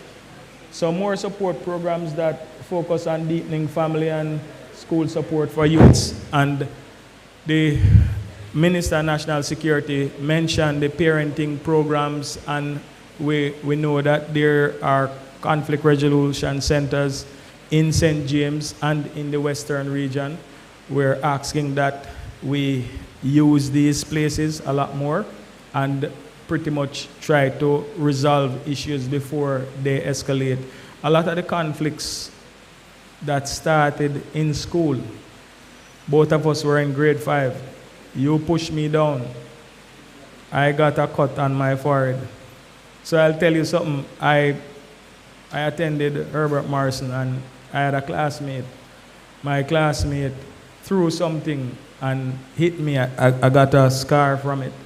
And every time I see that classmate, he keeps reminding me that, hey, remember, you're not to lock me up, you know. we were little boys in school. So the gangs, they are doing the same thing as well. The gangs who had simple disputes in grade 5, grade 6, when they evolve to being 19, 20, they're going to kill each other when they see them. They're going to remember these simple unresolved issues and, you know, take it out with a violent solution. Pretty much in supporting your research day, that's our contribution to you. We'll leave the presentation. And whatever it is, as we are here, whatever questions that you throw at us, you know, we'll put it to you. I want to thank my analyst department, Detective Corporal Douglas and that team from the intelligence department who pretty much digged into the data. We didn't share too much data because I have a few friends from the media that likes when I present data, and I see it in all the papers for the next 5 to 10 days. And I see myself on the front page of the paper for the next 5 days. So I didn't share too much data, Mr. Pierre, but we do have the data surrounding this, all right? So I thank you for having me, and it was a pleasure to come here from the JCF and support you on your research day. Thanks.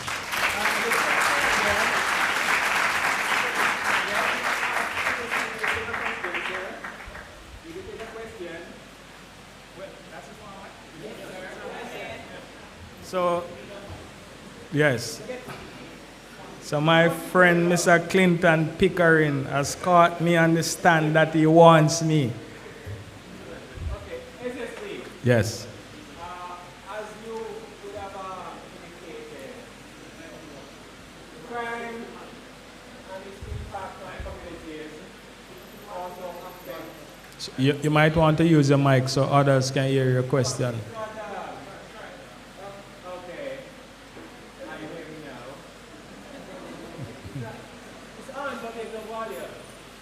All right. Okay. Whoops. Yes, SSP.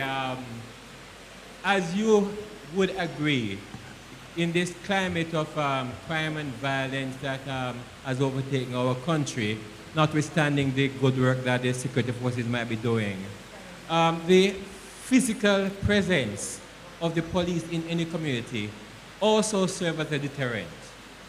And in that regard, the Granville Police Station has been out of commission for going on some years now. You know, and you know, we who are being educated in the Granville community, who live in the Granville area, would like to hear from you, sir, when will we be seeing some action towards the rebuilding, the restoration of the Granville Police Station to give us ease of mind? So you can clap him now. He's my friend. I know you got a little upset against him because the minister was there and he didn't ask the minister and he's asking the senior superintendent. So I realize you're a little upset at him, but I'll help him. I'll help him. Because pretty much you're saying in your minds, I'm reading your minds, oh, so the Minister of National Security just left And here it is now, you're asking the senior superintendent who works for the government about the building of a police station. All right, so let me help you to answer the Granville, the station situation there. So the location, so what we've done is since the station burnt down, we've moved the assets that were there to Irwin, which is a post close by. What we managed to get from the moving of the assets there now, we actually improved on the patrols. So as opposed to having one patrol, we now have 2 patrols, and the patrols provide the satellite. Now, what he mentioned, yes, proximity policing. You have a police station, you're driving past the station, you feel a little more comfortable, even though you don't have to go over there. You just want to know the police station is there. It serves as a reassurance. So what we've done is we've called in our specialists in terms of the property management department that builds the stations.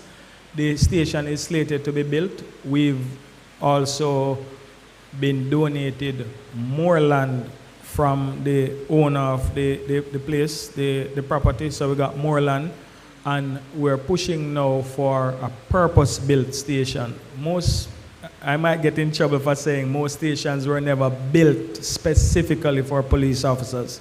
So what we're doing with this Granville station, based on the plans and the submission, is to build a purpose-built station there.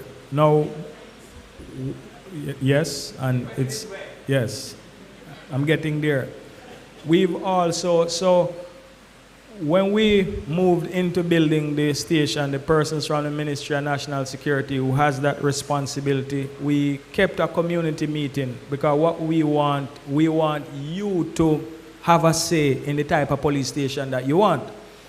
The persons requested from us that a resource center be built on it, so homework for kids and kids could meet there. So the architect and the persons responsible, they have factored that into the plan of the station.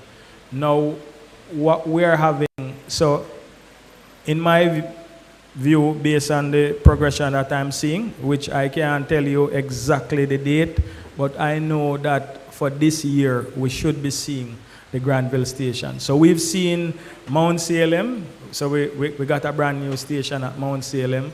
We got that 2 years ago. We have a brand new station at Delphi, and then at Anchovy, we're on the 2nd floor for a purpose-built station. You know, things are pretty much transforming now.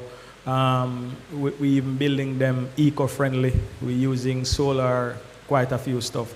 You are going to see a state-of-the-art police station at the entrance at Granville there, and based on the plans and the meetings that I've been attending and the persons who've been coming down, looking at how they did the building of the other stations that I've received since I've been here, I think within a year you should have that Granville location. And I must say it's going to be a pretty fine multi-story type of thing, and it will also include a facility for the community, because that's how we're doing it now. We want you to be a part of what we're doing. So we're building, so you come for a conference room, come for your community meeting, your kids come for their homework program if they don't have internet, whatever it is. So we're building that into the facility. So you should have asked the minister when, but based on what I told you, you have an idea as to when, all right?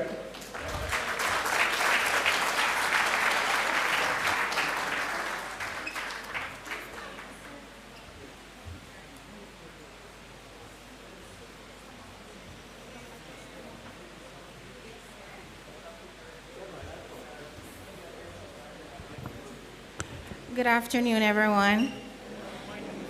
Oh, good morning. I'm sorry, I'm rushing the time. SSP Vernon Ellis, Senior Superintendent of Police in Montego Bay, St. James.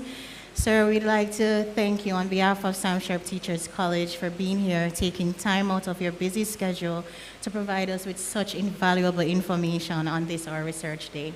So as a token of our appreciation, we'd just like to say thank you.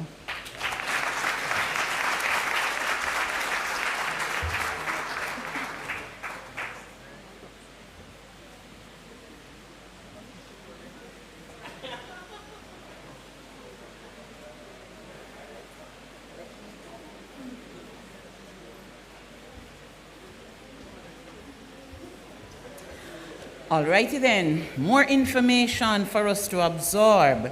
Thank you, SSP Ellis. Now I have in my hand a spray bottle.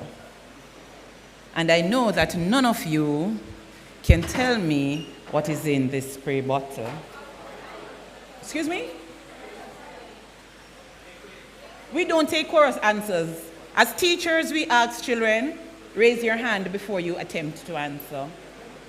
Anybody? Liquid.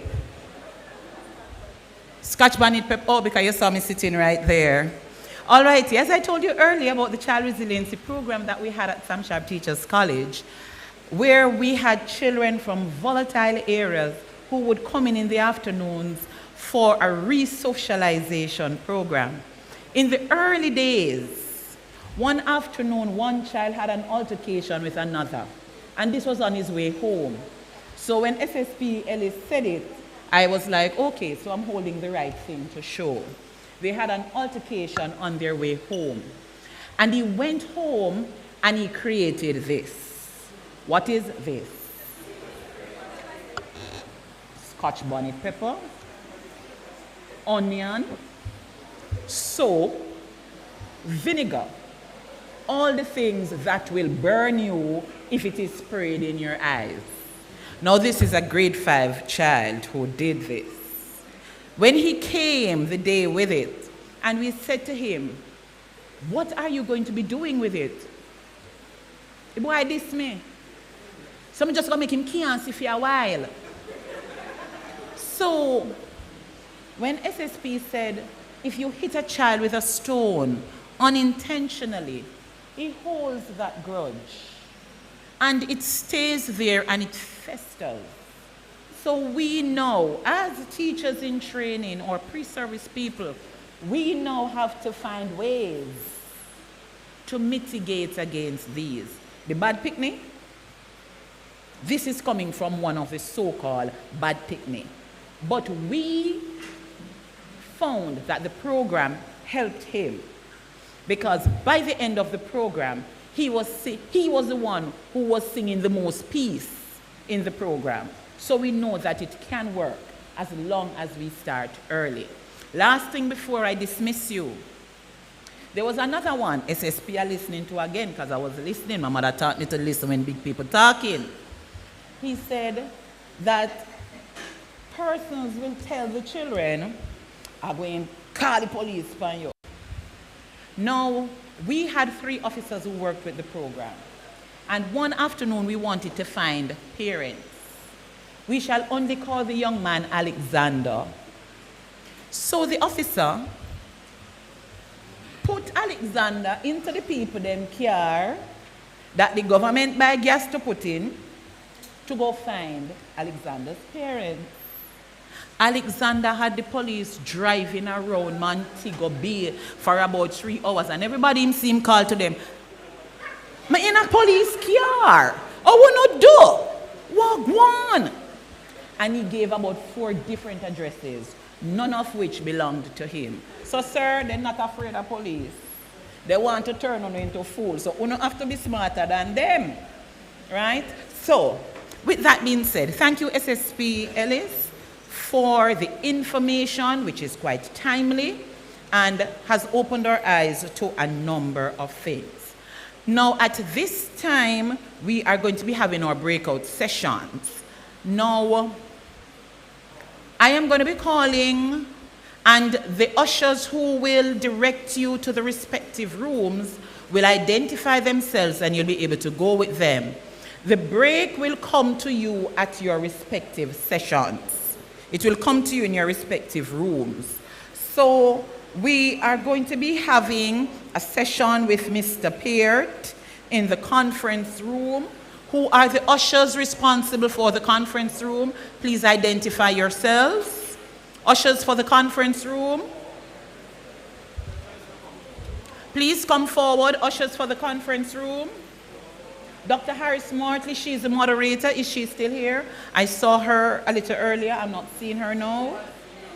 Okay, she probably went to the room. So, Camille is coming. She's the usher for the conference room. So for those of you who want to continue to listen to Mr. Peart and to get additional statistics, you will come with this beautiful young miss here. For those who want to hear what Miss Tashana Smith is going to be talking about in room A7, where is our usher is to the side. Diamond is right over there. For those of us who want to go to A7, this is the Simon Clark Multipurpose Hall, where Mr. Richard Troop will remain, so you do not have to leave if you want to listen to Mr. Troop. And for B5, our young miss at the back there, for Miss Kenine Senior, please go with her. So you would have been able to find a session that is best suited to you. You have a 1 hour window for your session. Mr. Troop and his team will remain here. Mr. Peart and his team will go to the conference room. Miss Smith will go to A7. And for B5, it will be Miss Kenine Senior. For the respective groups,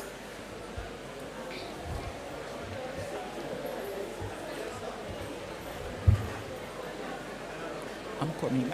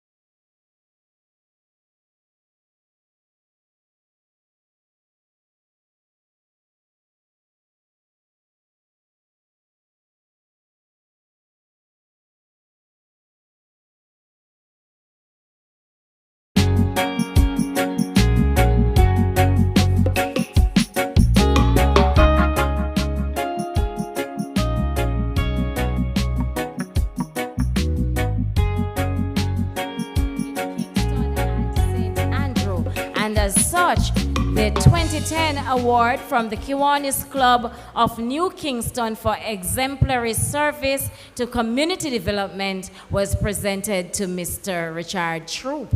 Mr. Troop was employed to Jose Martin Technical High School as Dean of Discipline, and he was seconded to the Ministry of Education as social worker for Region 1. And that is since he was seconded to the Ministry of Education as social worker for Region 1. Now, since February 1, 2019, he has assumed position of Acting Director for Safety and Security in Schools Unit. Mr. Troop has 2 children, and he has been married to Dr. Casson Troop for 25 years. Now, this morning, Mr. Troop will be sharing his expertise that he has garnered over the years. He will be sharing with us in regards to the impact of crime on education, the Western Jamaica perspective. I'm sure that as we listen, we will have questions, we'll have comments, so we will begin with engaging Mr. Troop in this session.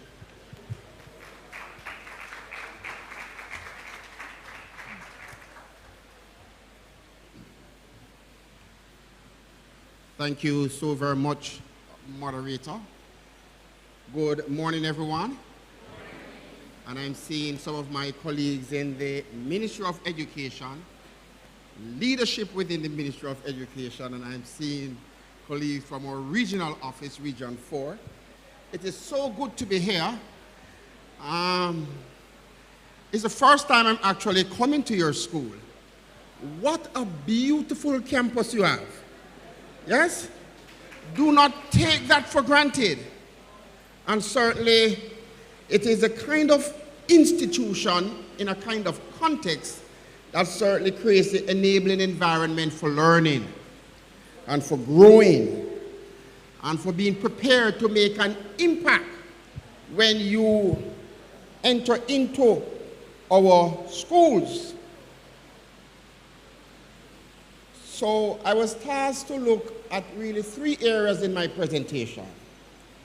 Impact of crime and violence on disciplinary interventions in school, infusion of parenting styles in response to crime and violence intervention, and guidance counselors and deans of discipline roles in addressing crime and violence within schools. Colleagues, there is so many things that is right about Jamaica. So let me start in that context, because sometimes we do not acknowledge and celebrate the uniqueness about us as a people and this small country, Jamaica. For many, we are just a little speck on the map with over 3 million persons, but yet we are able to make such profound impact on the world. So, in many ways, in sports, in music, the performing arts, culinary arts, Brand Jamaica is known, Brand Jamaica is loved, Brand Jamaica is appreciated throughout the world. But we are also reminded of another reality. Jamaica being one of the countries with the highest homicide rate in Latin America and the Caribbean. In the last 10 years, between 2013 and 2023, 14,730 persons have died violently in this country. We are not engaged in a civil war. We are not at war with another sovereign state. Yet for decades we continue to coexist with a murder rate that has caused unimaginable toll on the lives of residents, especially our boys and girls. Colleagues, violence has directly and have been directly impacting our nation's children. 80% of Jamaican children experience some form of psychosocial or physical violence administered as discipline. 65% of students are bullied at school. 79% of children witness violence in their homes and communities. As a result of community violence, many children are uprooted and displaced from the place they call home and community because of this senseless violence. Just yesterday, colleagues, one of the things that the ministry has been tasked to do is trauma response. Yesterday, a team had to journey to a Kingston-based high school because a student of that particular high school was shot to death in her community. Student. This is not a drive-by shooting. This was not a case where the person was in the wrong place at the wrong time. This young girl was deliberately targeted. She was chased, she was shot while running, and she was shot in her yard. This is the Jamaica we're living in. But children are also perpetrators of violence. Police Commissioner Major General Anthony Anderson reported that 875 major crimes that were committed in Jamaica from 2019 to 2022 were carried out by perpetrators between 15 and 17 years of age. Major General Anderson noted that those crimes included 256 breaches of the Firearm Act, along with 79 murders, 66 shooting, 175 rape, 89 robberies, and 65 cases of aggregated assault. So on the one hand, we continue to lose our children as victims of violence, but on the other hand, the education system, as we now know it, have to contend with many of our school-age children, many of them out of school, but also many of them still in school, involved in major criminal activities. To make a case again, last week Friday, I got a call from a dean of discipline of a St. Catherine-based high school. He said, Mr. Troop, I need your help. I don't know what to do. I asked him, what is the problem? He said to me, sir, a boy turned up at my school. He surprised me. I don't know why he is here. I said, but what kind of question that? He said, sir, you don't understand. 3.5 weeks ago, this boy was among a group of 4 men who were accosted by the police, and in their presence was 4 firearms. The boy was detained for 2.5 weeks and was released on bail. The judge said he must go back to school. Now, when a teacher, when a system have to accept the student in the context of what they would have known that the students would have done, can you imagine the kind of fear that would now elicit from students and even teachers alike? Which teacher is going to talk to that child? So if he never used to run things before, and he was running things in some serious ways, can you imagine now the kind of space he has to do what he is prepared to do? Because him get ratings. Educators, young educators, this is the kind of system that you are going to be facing. So make sure you are prepared for this reality. Colleagues, I'm not trying I'm trying to make the point that violence we are seeing in our schools, and I swear we know them, the fights, the proliferation of weapons, in some cases violent conflicts that would have resulted in students being killed and others incarcerated for violent crimes, including murder. But colleagues, it is a reflection of the lived experiences of our students in their homes and communities.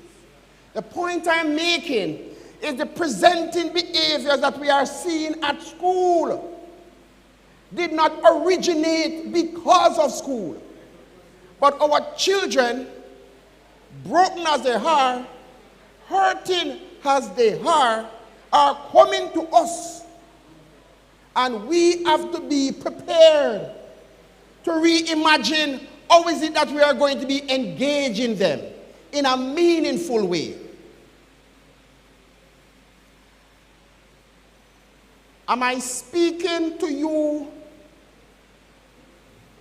in a way to say that I must be crazy, I must be under the influence of something because this man can't see us? You have a principal in your midst who would have turned around his own institution. St. James High, stand, sir, and be acknowledged, because what I am going to be sharing with you, it is not beautiful words, but what is possible only if we reimagine education and reimagine our roles as educators and reimagine how we engage and treat with our boys and girls. The Ministry of Education's effort to address violence in our schools cannot be successful without addressing the root causes and incidents of violence in our homes, community, and society. For this reason, the Sam Sharpe Teachers College Research Day 2024 and the selected thematic areas represents an excellent opportunity to be engaged in the necessary deep dive that will be required to understand and appreciate our individual and collective responsibility to address the incidence of violent crimes in our country in general and in our schools in particular. Colleagues, can I encourage you in this forum and beyond to take an asset-based approach in education discipline? You either see the glass half full or you see the glass half empty. What perspective will you choose as you seek to engage in our education system, as you seek to engage in impacting the lives of our boys and girls? So let's take an asset-based approach. We have over 400,000 students enrolled in 1,010 public primary, infant primary, and secondary schools across our 14 parishes. Sometimes when we compare our performance to other countries in the region,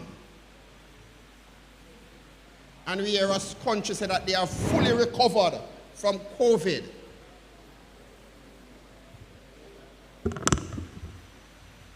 they are fully recovered from COVID, and we struggle in Jamaica and say, what is happening? But in many of these countries, it's 1, 2, 3, 4, 5 schools in the entire country. We have 1,010 public schools. Understanding that when we're looking at our own challenges, we have to put that in context and perspective. The majority of these students, though, colleagues, show up to their respective schools every day because they want to learn. Their parents and guardians would have invested tremendously in their education. They would have made the sacrifice to ensure that their children attend school because they value education as being the vehicle that will break the cycle of poverty or would allow them to find their true purpose in life.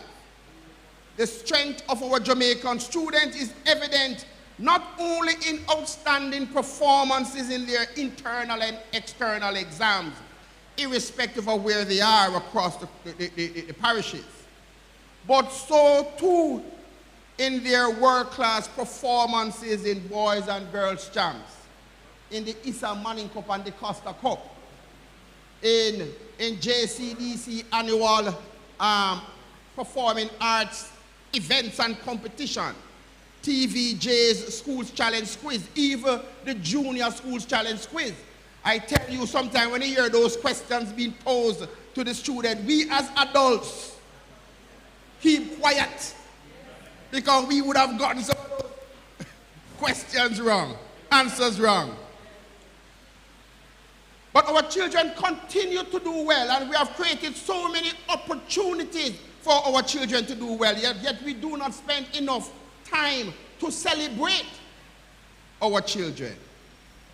Instead, we focus a lot on the negative videos that goes around. And of course, it's a cause for concern. Sometimes you swear that they are behaving this way because they love the spotlight. It's as if they are pretending to be mainstream actors and actresses, because it is a performance. However, when we see these videos, as concerning and worrying as they are, they do not define the majority of our nation's children. They do not define the quality of our parents' investment in our students' lives. I am saying that because if we perceive this through the lens that the majority of them, this is a crisis, then we are going to be missing some critical opportunities. We're going to be missing the true picture. We're going to be starting from a deficit balance, a deficit perspective, and that is going to cloud our capacity to believe that we can facilitate change and transformation. So I'm going to point you to some very important data that we pulled from our first ever National Assessment of Perception of School Safety and Security. This was administered between November and March, November 2022 to March 2023. It was originally intended as a critical activities for 34 schools located or serving the 7 declared zones of special operation, when our Honorable Minister would have launched a year-long End Violence in Schools campaign. We thought that this survey could have been administered nationally because it represents critical baseline data to inform our investment that we have been making in safety and security, but also behavior change intervention program. So what was intended to be a survey to be administered in 25 schools was actually administered in 331 schools, impacting over, well, to be exact, I want to say over, but to be exact, impacting in terms of persons engaged, 11,981 stakeholders in the education system. Who were these persons? 9,750 students at the primary. Thank you so very much. The way made nervous, believe me, 2 kerchiefs in the vehicle. And I parked way down there. And it wasn't that easy to come up that hill. So the only time I'm going back way down there is when I'm leaving. One more time I'm going back down that hill. Thank you so very much, man. So 9,750 children participated in this survey. 188 principals, 806 teachers, 175 admin staff, 106 ancillary staff, and 782 parents participated in this survey. And the survey wanted to ask respondents to determine if they felt safe or unsafe at school. 331 schools, remember that. The good thing about the survey findings, while no school, and probably it's not strange, no schools were perceived to be perfectly safe and secure. No school. Not even the great, I'm not going to call no school name. No school the respondents felt perfectly safe and secure, which means Safety and security assets and values are present in excess. That is what perfectly safe would have meant. Safety and security assets and values are present in excess within the school and its vicinity. Antisocial and criminal activities are non-existent in and around the school. So no school felt perfectly safe. But also, I take courage from the fact that of the 31 schools that are engaged, no school felt totally unsafe and unsecure. Which would mean, if they felt that way, safety and security assets and values are absent from the school and its vicinity, there is a proliferation of antisocial and criminal activities on and around the school with no control. Education officer, principals, and educators in the system, we need to take a bow. In the context of the violence in our country, you really have to wonder how come no school felt totally unsafe and unsecure. It is a reflection of the efforts of our schools to give priority to safety and security, to give priority to students being exposed to violence. And again, we do not spend enough time to acknowledge and celebrate these things. You know, when I know that we are not doing bad as a system, we have never in the history of Jamaica, I think, I'm sure, would have had to respond to so many bomb threats in recent time. And colleagues, take a bow, because you manage the process well, even without doing an assimilation session for, because we never used to treat with bomb threat. This is not a Jamaica thing. But however, we can't say this is not a Jamaica thing, this is a hoax. We had to respond. But how we responded is evidence that the system is so fine-tuned to respond to the eventualities that we need to say a job well done. So remember, we said no school is perfectly safe, and no school felt totally unsafe. So where did the 331 school fall?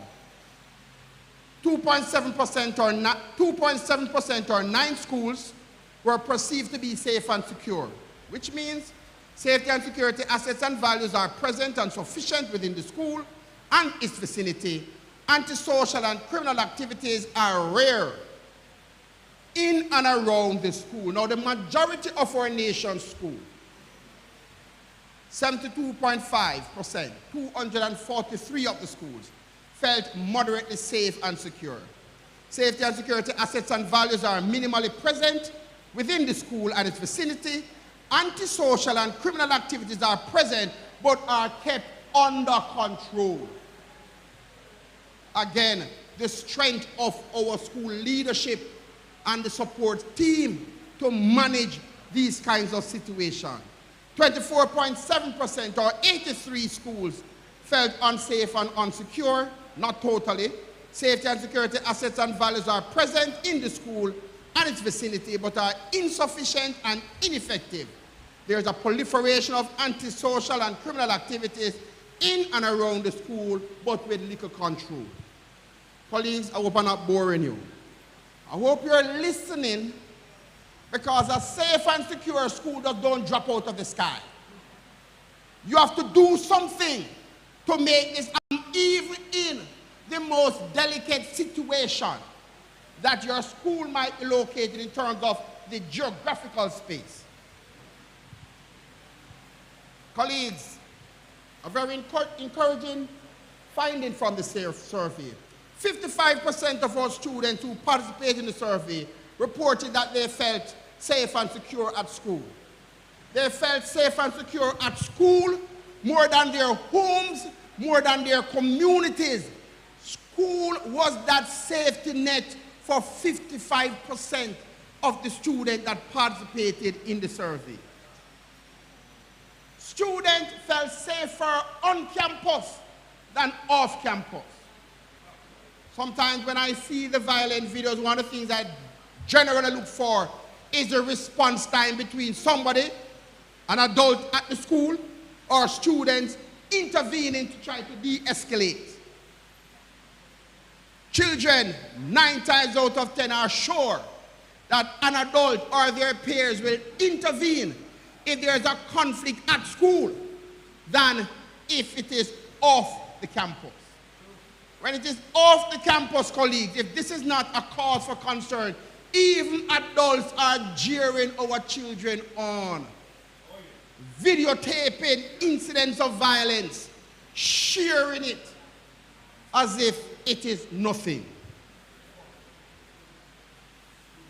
The other major findings of the survey is a reminder of the importance of this Research Day activity. The same survey that referenced 55% of our nation's children who participated feeling safe and secure. The same survey also acknowledged that over 40% of students indicated that students are always being bullied at school. Colleagues, the greatest threat to the safety and security of students are the students themselves.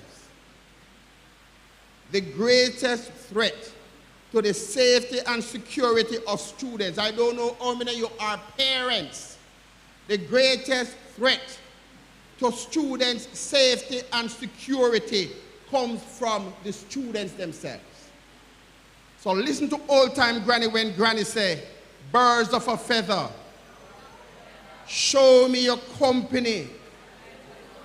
Your friends will make you or. Because sometimes it is those persons that your students are associated with that oftentimes result in their most deadliest enemies.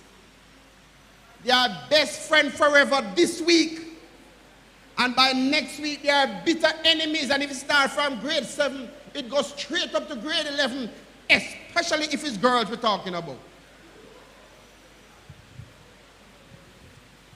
So 40% of our students indicate that students are always being bullied at school. The fear of sexual harassment among students has been flagged by a survey as a matter that requires urgent attention. We would have been seeing and hearing of the many incidents of students being sexually assaulted at school by students. Cause for concern. But not just at school. 1 in every 2 female and 1 in every 6 male students expect that they will encounter sexual harassment during their commute to and from school. When our children come to school or leave from school to go home, many times they dread what might happen to them on their journey. That is why sometimes our boys will carry weapons. It is not necessarily because of a conflict situation at school, but the fear of them being robbed and hurt during that journey. Am I legitimizing such action? I'm saying absolutely not. But we have to find a way to teach our students, especially our boys, more appropriate ways to treat with these real threats to their lives. Most, 62% of students do not report knowledge of their peers being involved in gangs. 62%. However, gang culture appears to be more prevalent in schools located or serving the communities of the zones of special operation. But not just there. The point we're trying to make here, colleagues, when schools are located in physical spaces that are locked and rocked by violence over a significant period of time, you can bet your dollar that that violence is going to not only creep in your school, but take root in your school. Do not be surprised that many of the groups that might be defined as gangs in schools are aligned to establish gangs in communities. These are the junior gangs for the senior gangs. It's a way for recruiting and ensuring that there is a steady stream of membership to these bigger gangs. Colleagues, because of what we have just shared, there is much work to do. If we should interrogate the data provided by the Commissioner of Police, remember that thing about the perpetrators of violence? Where were these school-age children in school? What would have allowed them to be committing all of this kind of violence? We have to ask ourselves some questions, colleagues. How many of these students were excluded from their schools because they were suspended or expelled? How many? Excluded because their parents, guardians have failed to ensure that they are enrolled or engaged in school. How many? How many of these students who are the major perpetrators of major crime and violence, how many of these students were excluded because the village has failed them?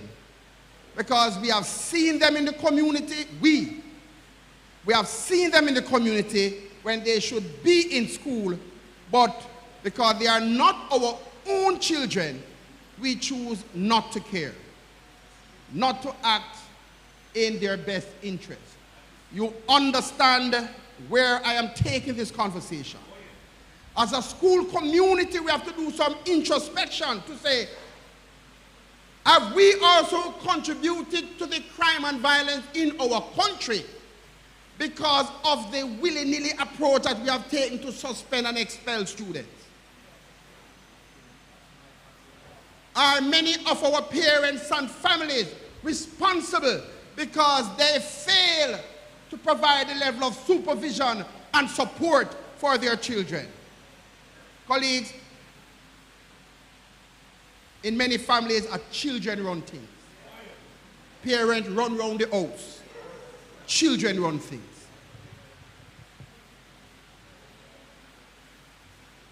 We know that our education systems rely heavily on suspensions and expulsions. So I'm speaking now to the issue of the impact of crime and violence on disciplinary interventions in school. Colleagues, I am a former dean of discipline, and I worked in many communities where I see many of these faces. We know that our education system relies heavily on suspensions and expulsions as tools to treat with disciplinary interventions. But we also know that this strategy makes our children more vulnerable to be recruited by gangs and to be engaged in organized crime. We know that. So what then must be our focus? What then has been the focus of the Ministry of Education? I'm going to go through this because I want you to understand the thinking of the ministry. I want you to understand that as you prepare to transition to the education system as educators, it is going to require a different kind of mindset, a different kind of approach. When I look at you, many of you inside this room, many of the students bigger than Uno, you know that, right? Yeah. When I look at you, you are so young and innocent that when I see some of these students, them will look like your grandparents. I'm telling you that. So what are some of the things we have been doing where I think that is going to be making a difference and helping to better prepare our system for you? The completion of the ministry's safe school policy, learning and working in a secure and safe environment, a policy that will give greater attention to student behavior. The earlier our intervention in the lives of the child, the more certain of the impact that we will make. Another thing that the survey spoke to while the incidence of bullying is greater at the primary school than high school. Did you know that? Bullying is greater, the incidence of bullying, yet for us, many of our intervention is skewed to high school.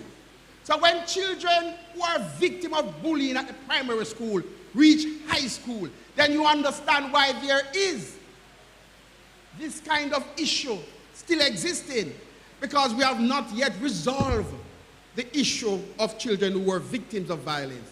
Many of the victims of bullying and violence are perpetrators of bullying.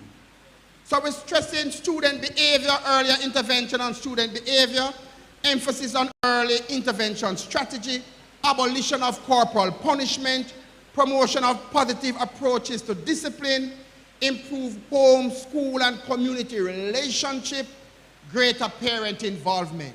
And colleagues, parental involvement here is not just who come report day and who come when you call them. We have to find a way to qualify what parent engagement means. And celebrate when our parents are showing up, but we don't see it as engagement. We're strengthening our interministerial response to disciplinary interventions in schools as another strategy. Colleagues, as educators, oftentimes we cannot treat with the violence that confronts us. So we have to partner with experts. Nothing is wrong with partnership. And so under our interministerial response, we are partnering with the Ministry of National Security to provide case management services to medium and Irish students in our 34 schools that we're going to be building this out in other schools. We're partnering with the Ministry of Justice to provide restorative practices training to students, educators, and parents. We're partnering with the international development community and civil society organizations, including Positive Pathways, to look at new types of behavior change intervention programs. Right now, we should be piloting cognitive behavior therapy as a tool in 10 of our high-risk schools. We are saying, colleagues, we have to be targeted. We have to be clinical in our approach because the resources is scarce. Colleagues, we are encouraging you to use data to inform evidence-based intervention. It can't be a gut feeling. You have to use data to determine what you do, how you do, and when you do these things for us to maximize impact. We're strengthening the psychosocial intervention programs in public schools.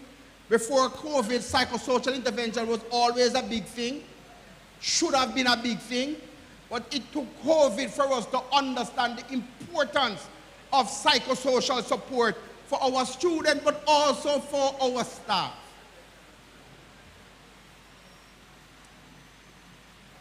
We're committed to expand uniform groups in school and extracurricular activities. We have to use these as mediums to support the re-socialization of our boys and girls. We are encouraging schools, when you are going into a school, make sure that apart from the academic stuff, you are also looking at how do you impact the social being of that particular child. The ministry speaks highly of its character education program as another area of focus, and also we are anticipating that the reintroduction of civics will make a significant impact, but that is going to take time. In terms of guidance councils and deans of discipline role in addressing crime and violence in school, we have been doing a lot, but we have been tasked to work a little bit differently. Can I admit something? Too often, guidance counsellor is here, dean is here, HFLE teacher is there, the school nurse is there. We are not necessarily recognizing the importance of working collaboratively. And if we're going to be maximizing the utilization of resources to make an impact, we have to work differently. We are all serving the same group, our students. We are just trained to do some things differently, but that is okay. A classical example of how we can work together, my brothers and sisters. Guidance counselors and deans of discipline are tasked to do action research. Oh, sorry, go, my brother. To inform evidence-based intervention. Why is it not possible for guidance counselors and HFLE teachers and deans of discipline and school nurses to do a joint action research around a subject matter that they will all have a role to play in terms of making an impact? That is what we are recommending and supporting. The ministry has also recognized the importance of supporting behavior change intervention program at the local level, the school level. So the Ministry of Education has committed budget support for a national behavior change program that is supposed to be executed at the local level, at the respective schools. That is another way we are working differently in terms of our guidance counselors and our deans of discipline. We're also working much closer with the National Parent Support Commission to facilitate, provide parenting empowerment sessions for parents. Colleagues, we can't change the lives of our boys and girls without recognizing that we have to work also intentionally and deliberately with parents.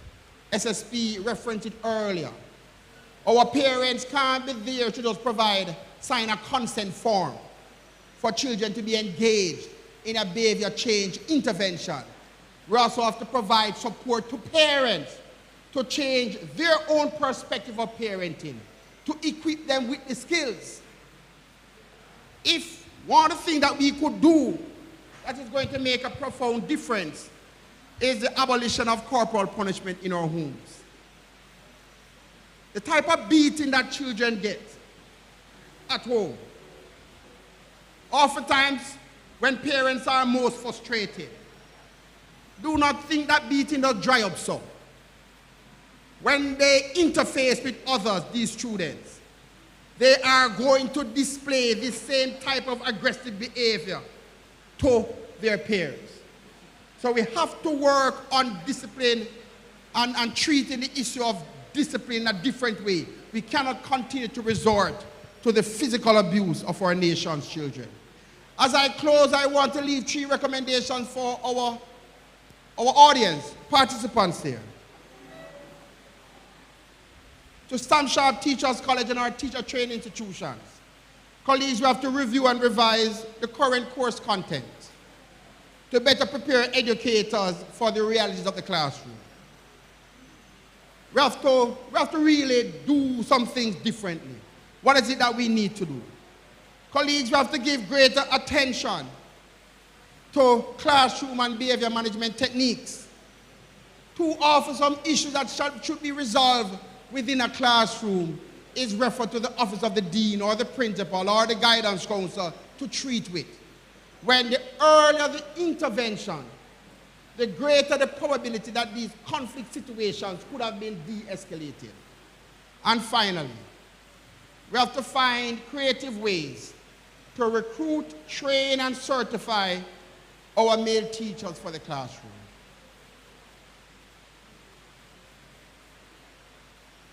As a male member of staff in the system, no care how many schools I go to, no care what level school, children will say, yes, miss. Not because I look like miss, absolutely not. But because in their minds, all they see around them are female teachers. So these are boys who are not exposed to this parenting responsibility, fathers at home, and they come to school and the majority of the adults in their lives, the majority of the teachers are female. We have to find a way to attract our male to become educators so that they can help in the nurturing and the molding of our nation's boys and girls. And finally, we have to find different ways to teach our boys. We have to find different ways to teach our boys. Boys learn differently from girls. And when boys are frustrated by how they are being taught, 9 times out of 10, they do not sing hallelujah. Yes? Pure trouble them give. Thank you so very much for listening, and I trust that I would have triggered your interest for you to do some research on the points that I would have referenced in my presentation. Thank you so very much.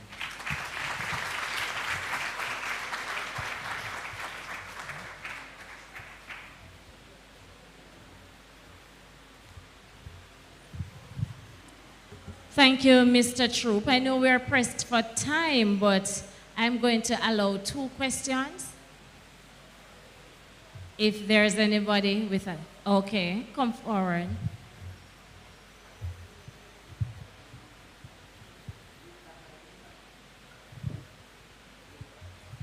Sir, my question, I'm a guidance counselor, and I'm listening to you, and I'm passionate about my work, but I'm at the primary school level, and presently there's no dean of discipline, there's no nurse, so the work is overwhelming. What is being done to correct that issue? Excellent point. So at the Ministry of Education, not all high schools have deans of discipline either. In the context of resource constraint, we would have made a recommendation to our leadership within the ministry for recommendation, advocacy to be made with the Ministry of Finance. First, for every high school to have a dean of discipline. Gone are the days where you think that some schools don't need a dean of discipline, because the issues in those particular schools might be very different to some schools, but are similarly negative. So our first effort is to advocate for all high schools to have dean of discipline, for all high schools on shift to have 2 deans of discipline.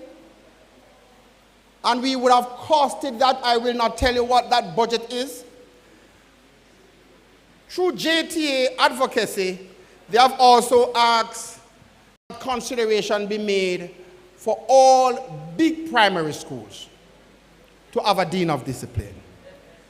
So we have identified 50 primary schools across the Highland in the context of its size, physical space, and the student enrollment for those institutions too to be considered. Now you know that this is, even though it is time sensitive, it requires the kind of time for it to happen, because we're talking millions upon millions of dollars.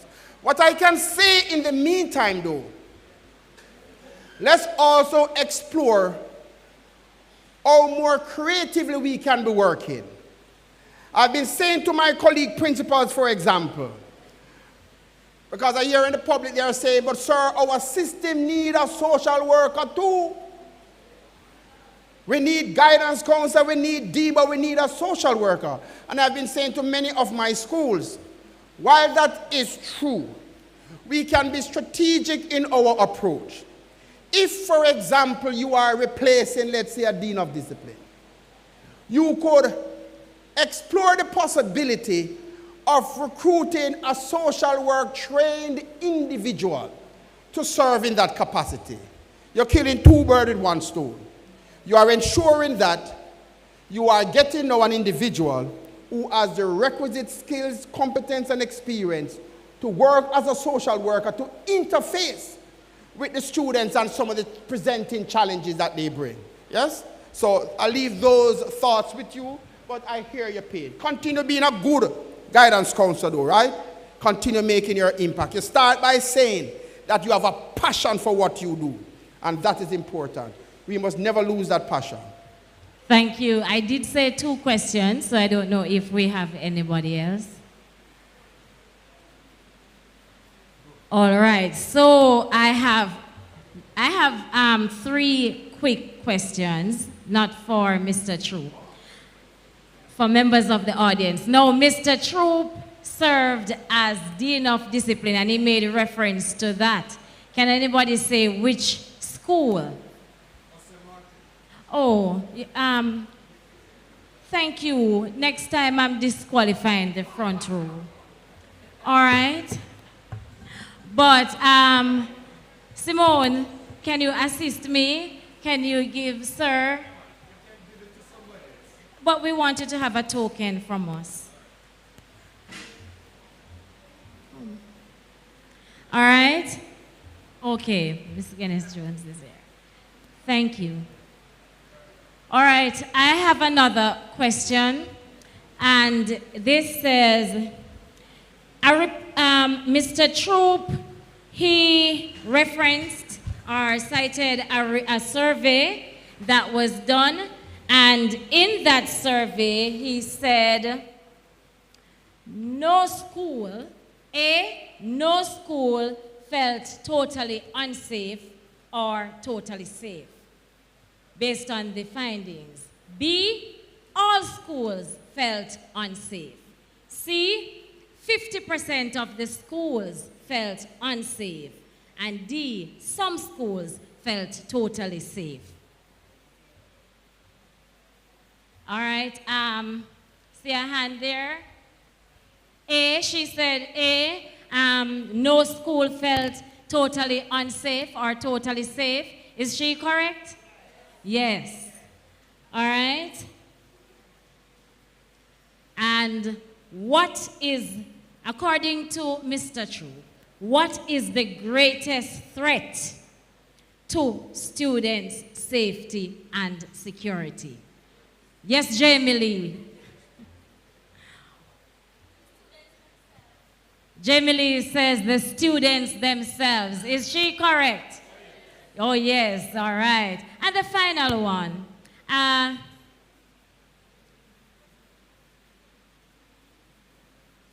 The final one, oh, Mr. Troop mentioned an approach.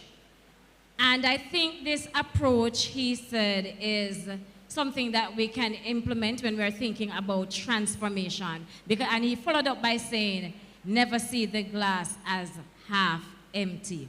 What approach did he mention?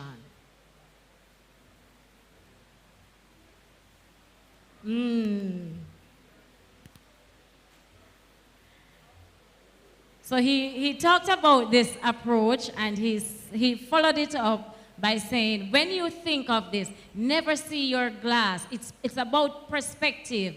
And then he went on and he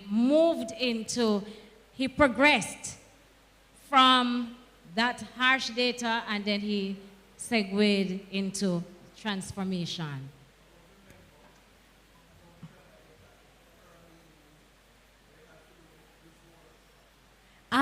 You're close, Reverend.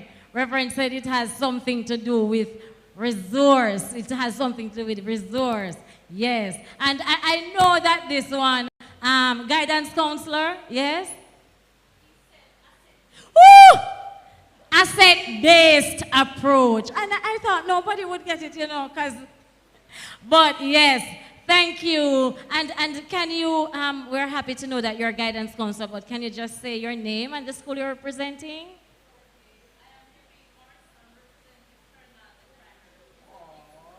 Oh, and she won, which is a big school. That part is for you. All right, so she's representing, which is a big school. All right, so Mr. Troop. Can I make a presentation to you, though? To Sam Sharpe, Teachers College. I've referenced a document throughout my presentation. And we want to leave a copy of the document with your institution so that you can interrogate its content and hopefully it trigger even deeper research in some of our findings. Thank you. Mr. Troop? Oh, so we have, this is the, okay. I am now caretaker of the National Assessment of Perception of School Safety and Security document. Is this the one with the survey? Okay, yes. All right. It is online. I'm moving to the vote of thanks, but Ronaldo has his hand up for a while, and I don't want to pass over Ronaldo.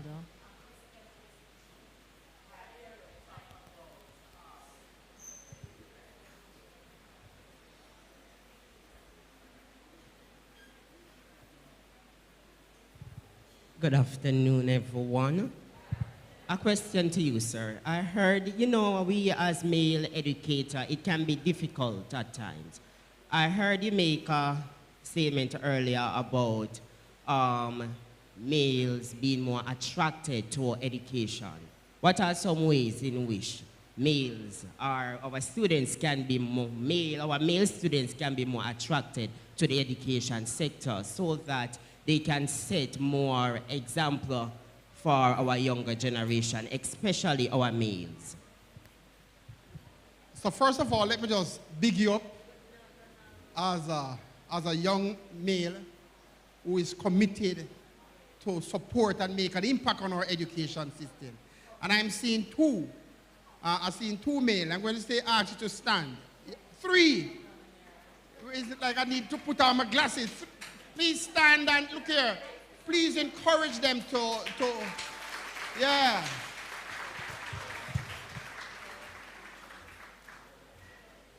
So there are a number of things that we can do really, right? Remember I said, first of all, we have to reimagine how we teach and engage our boys. I think boys lose interest in education because of how they are even taught. So if teaching can be different and boys' interest can be spiked, then there is a greater probability that they would want to pursue a career path in education. I also want to encourage the fact that our teacher training institution, and probably the government of Jamaica, the Ministry of Education, also needs to create some unique pathways to get our young men in teacher training institutions and in our schools as another strategy, right, to engage our young men. I want to say one more thing though, because engage you and keep you is another thing. I know that for many of our young men and men in general, at the end of the day, we look at dollars and cents. And one of the disincentives for our men to be a part of our education system as educators is the value of their compensation and remuneration. We understand that fact. But those men who have a passion they would want to pursue, for those men who are pursuing like yourself do, I want to give you one word of caution. Be careful how you navigate this journey. Yes? Because it is not easy out there. Children are pursuing educators. You have to know where you stand. You have to be firm in your position. You have to always remember the principled position. You understand that? Because it is so easy for you to become distracted by the very student themselves that you're committed to serve. So, but I really want to applaud. It's a long time I've gone to a space and see 3 young men making themselves available to be trained and certified for the education system. Congratulations. Mr. Troop, I stand here representing the Sam Sharpe Teachers College family, and I think I speak for all when I say that we really appreciate you coming here today. Your presentation was not only engaging, but informative, and it was also empowering. You shared some hard facts when we sat and listened to the number of crimes committed by children. It's really appalling. But then you inspired hope because you shared strategies that we can employ to mitigate against these factors. Mr. True, thank you again for coming to share with Sam Sharpe Teachers College family.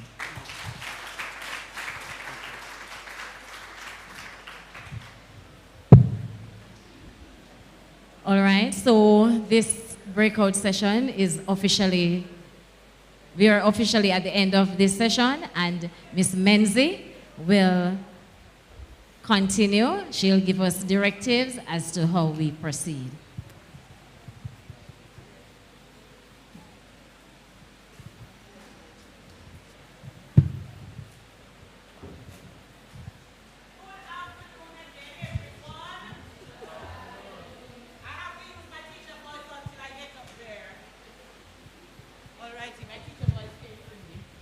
Alrighty. Thank you so very much for that informative session. Now at this time, we're going to invite you to step to the back to have your break. It's going to be a working break. It's going to be a working break. Step and step right back. I give you 2 steps. One to the table, the other to your chair. Alrighty?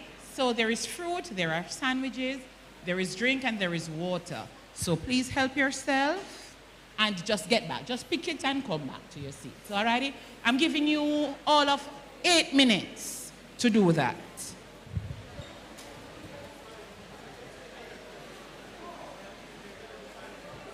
All right, the 8 minutes was cut down to 5.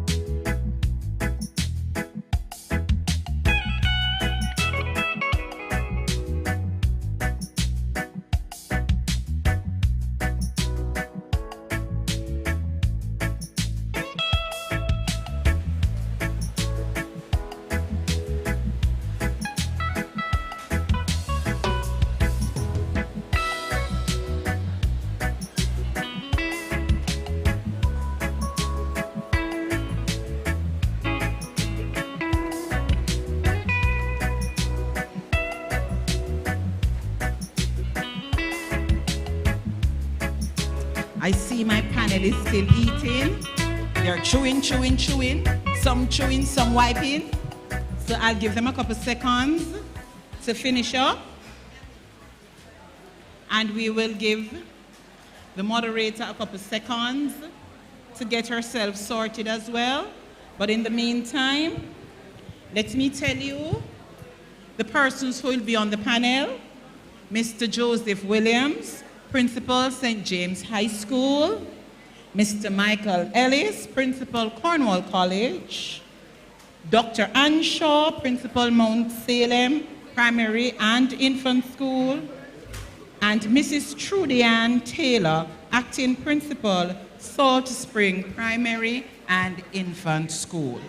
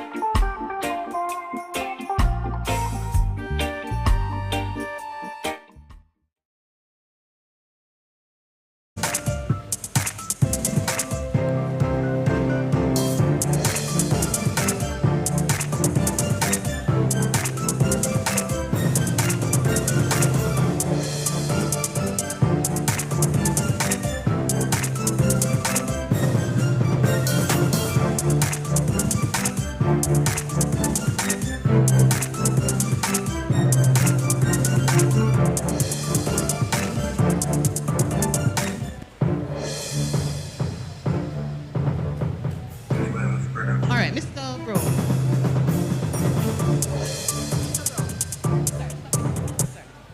All right, good afternoon again, ladies and gentlemen. Welcome back to the session following the breakout session.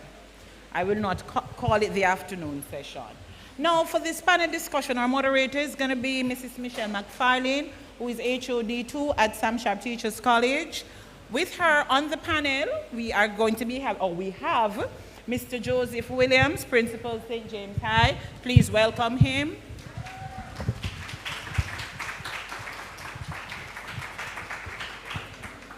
Mr. Michael Ellis, Principal, Cornwall College.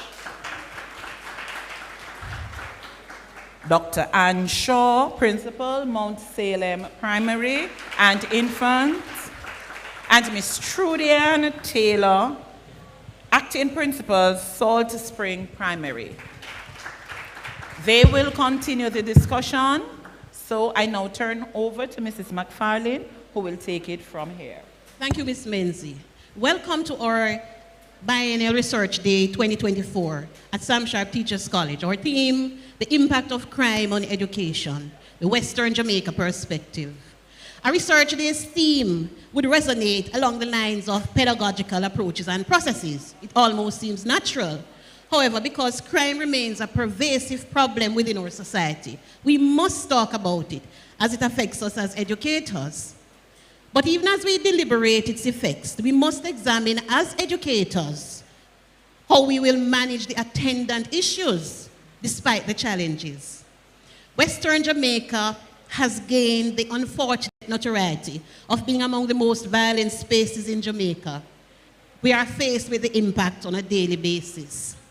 My name is Michelle McFarlane, a lecturer here at Sam Sharpe Teachers College, and I will be your moderator for this panel discussion today. We have invited leaders from 4 schools within the region, spanning across the primary and infant to the high schools, to be our panelists for this conversation. As we talk with them today, we are aware that they represent the reality of what schools face within the region. Their stories, ladies and gentlemen, are our stories. To tell you a little bit more about our panelists, Mrs. Trudy Ann Taylor, who is the principal of the Salt Spring Primary and Infant School, a school which is located within a community that experienced the most recent tragedy, which shocked the nation in its blatant wantonness when 2 9-year-olds were shot and killed.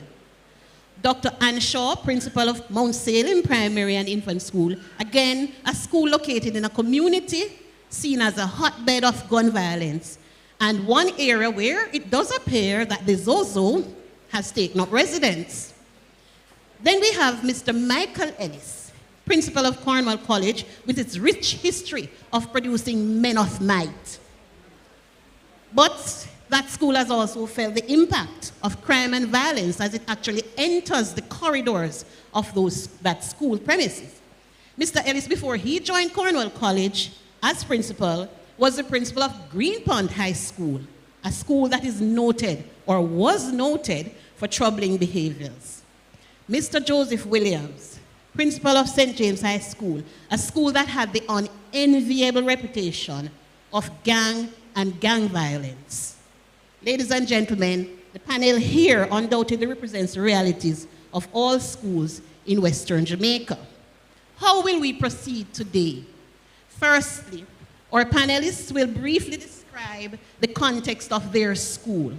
Then, we will look at the effects and the implication of crime in our education system, how it has affected the teaching and learning environment. And then, we will explore some initiatives that they have taken within the schools to address these effects and how these initiatives have been supported or are being supported. We will then have a few minutes for question and answer. There is a floor mic, and so we'll ask you to simply move towards the mic at the end of the panel discussion and raise your questions. So I'd like to start by asking our panelists to briefly describe how does crime affect the overall education environment. We had beautiful presentations this morning, and we understand. But now, from your perspective as leaders in your own schools, how has crime affected the overall educational environment for you? Would you like to start, Mrs. Taylor?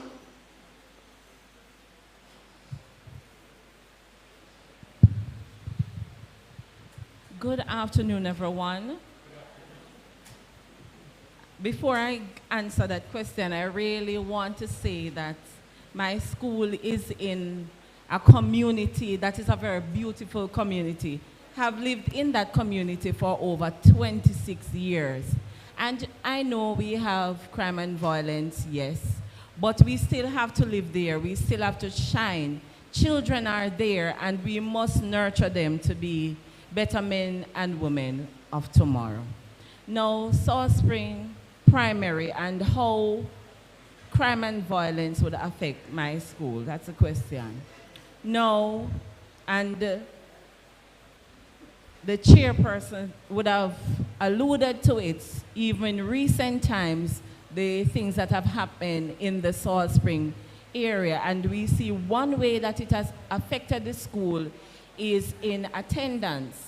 Now, with a school with over 170 students, when there's uprise of crime and violence, we realize that attendance dwindles right down. Okay. Right? Children will come 160 for most days. And when crime and violence is on the rise, it goes down to 80, 90. Almost 50%. So that more than 50%. Okay. And right, when the students aren't at school, how do we deliver the curriculum to them? Okay. And how do we prepare them for the national exams that they have to do? Okay, Ms. Taylor, we are going to get right into that. Thank you so much. Mr. Williams, since we're coming down the line. Okay, thank you very much. Good afternoon, everyone. St. James High School, I'm just going to put it into correct perspective. It's the only high school that speaks for the parish of St. James. And it was a mandate when the name was changed. In terms of crime and violence, in 32 days, it will be 20 years since I've come here. I'm from Clarendon originally. And previously, you would have heard about senior schools. Even some of the present students, they say senior school. And when it was senior school, they were not born, nor their parents. You would have heard, as Mr. Troop mentioned earlier, it seems like he got the script from St. James High, which he ought to, because he's in St. James. People speak of the negative. Since I'm there, and probably 2 years or so before I came, you had many instances of those who were wounded, who lost their lives. In 32 days' time, it's going to be 20 years I'm there. No student has ever lost his or her life at St. James High School, in spite of the fact that St. James now leads in murder for a number of years. And our students, the senior superintendent spoke earlier, our students come from St. James, Hanover, Westmoreland, St. Elizabeth, and Trelawney, all of Area 1 and another parish. Our record speaks for itself in terms of progress. And I heard accreditation was given to the police about reduction in crime and violence. It ought to go in this right place. The work of the staff, the team at St. James High School, because it's the students from the schools who go out into the community and make a difference. Okay. So we have done our part, and we'll continue to do that, because the motto says, towards better living. The blueprint was there all the time. It just needed action. And we are about action, not just talk. Okay. Thank you so much, seriously. Mr. Williams. Thank you. Really. Yeah. We are going to get into some of those juicy matters. Good day, everyone. I've been at Mount Salem Primary and Infant School, formerly Mount Salem Primary and Junior High, for the past 18 and a half years. And when I went there at that time, I was really discouraged to go there. Everybody said don't go because of the perception of Mount Salem. And for the past 18 and a half years, that stigma has had to be fought. We are at the point now where, thankfully, we can almost say that we have erased the stigma. However, we cannot hide the fact that there is still violence in the community, and when there is violence, we are affected. For example, with last year's flare-up, some of the cases were reported in the media, some were not. And coming out of that, we saw our enrollment moving from just over 500 students to 450 this year. We saw our, and let me put that in perspective for you. For years prior to that, we would have 3 groups of infants coming in, 3 classes. 3 classes of 3-year-olds coming in. We had, 2 classes, we had 1. For grade 1, we would have 3 classes. This year we have 2. And so we can see that directly. Okay. In terms of attendance, prior to the flare-up, our attendance was like at 86%. Going towards the end of that school year, it was about 77%. We are now up to 82%. There are a number of issues that plague the community, but one thing I want to point out is this. The school itself is a safe place. All right. So the school is safe. The aesthetics, welcoming. The staff, qualified. The teachers, work. The students, produce. Excellent. What it is that we fight is the influence of what's happening on the periphery. And we're going to go into that, Dr. Shaw. So, Mr. Ellis. Yes, ma'am. Briefly. All right. So, Mr. Williams mentioned in his intro that St. James High speaks for the parish. Well, Cornwall College speaks for the county. That's right. And rightly so. Crime and violence in schools is a distractor and has no place in. So we've looked at you were at Green Pond, as I mentioned, and that was a school that was known, as you mentioned in an article, having the G culture, guns, gang, and ganja. That was what you referred to it as. But through your tenure, there were turnarounds. So now we're going to look at the effects. We naturally, there are safety concerns. And in Mr. Troop's presentation, he spoke at length about that. We know that when violent criminal acts occur, it does not only shake those within the proximity of the act. If there's a school shooting in the US, we are affected by it. If there's a shooting or anything happening in Kingston, we're affected. And I suspect that the people over the island are affected in the same way. So now, how do safety concerns related to crime influence student attendance and participation? We touched a little bit on it. But to what extent do you have data that supports that? Can we really say in your situation there is a direct link to it? And Dr. Shaw, would you like to take that one first? Okay, when there is an issue, when there is a flare-up, we often find that students will just disappear. Now, the Ministry of Education has a formal process for transfer. But nobody comes in and say, I wish to transfer my child out of your school. So when you say disappear, you mean they just don't come back to that school? They just don't show up. That's it. Okay. So it is, there may be other instances as well. So we cannot say there's a direct correlation because we don't have that data. Right. Right? But it does affect us in that way. Okay. What we can share would be like the attendance rates of those that are there. Right. And also the projected enrollment as against actual enrollment, which is what I would have shared earlier. Right. Thank you. Mr. Williams.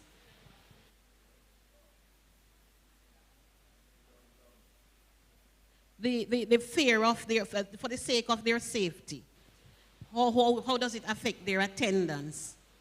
Well, where the school is located, it's at Orange Hill off Humber Avenue.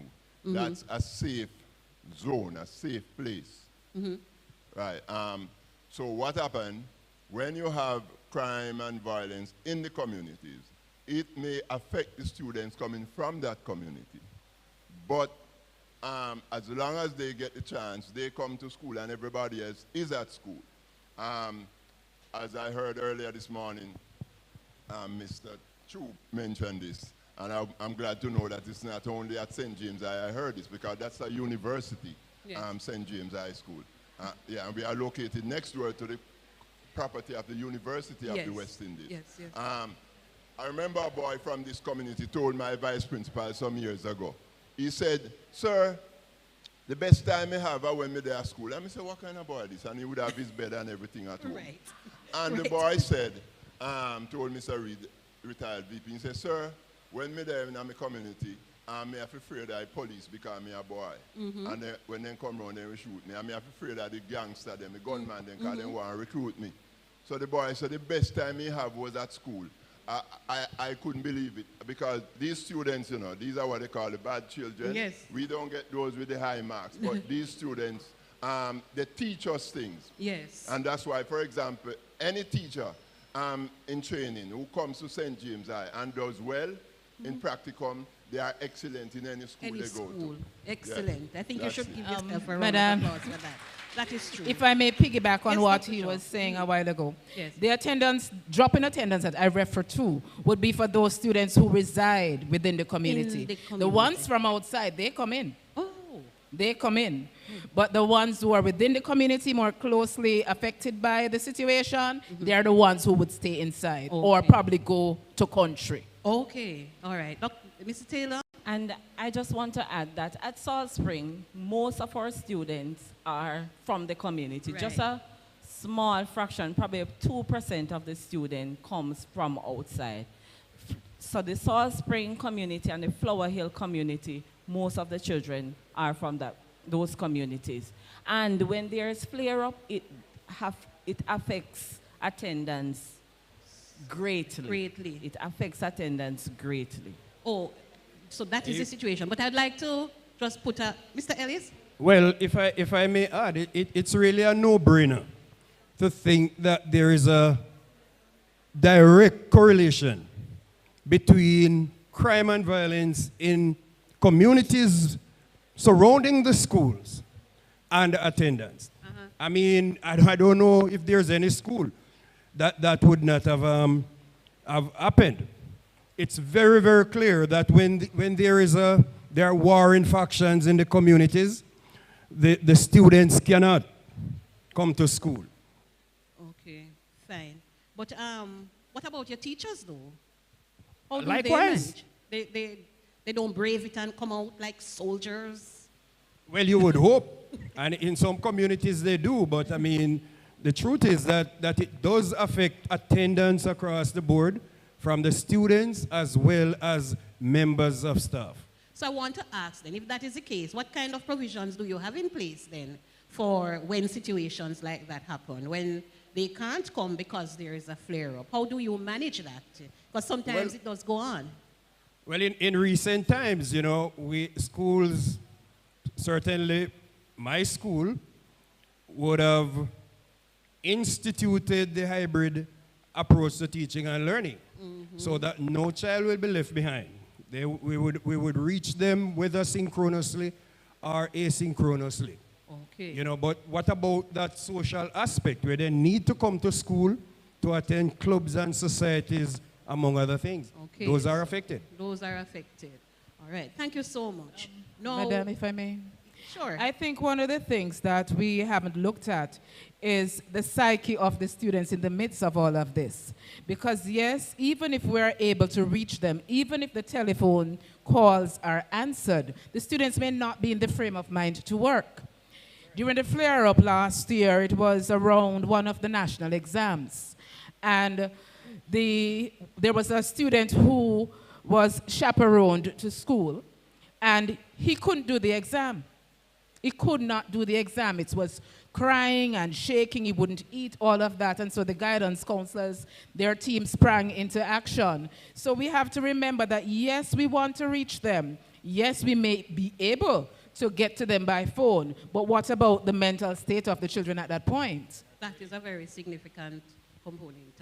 Mr. Taylor? And might I add that 90% of my students, my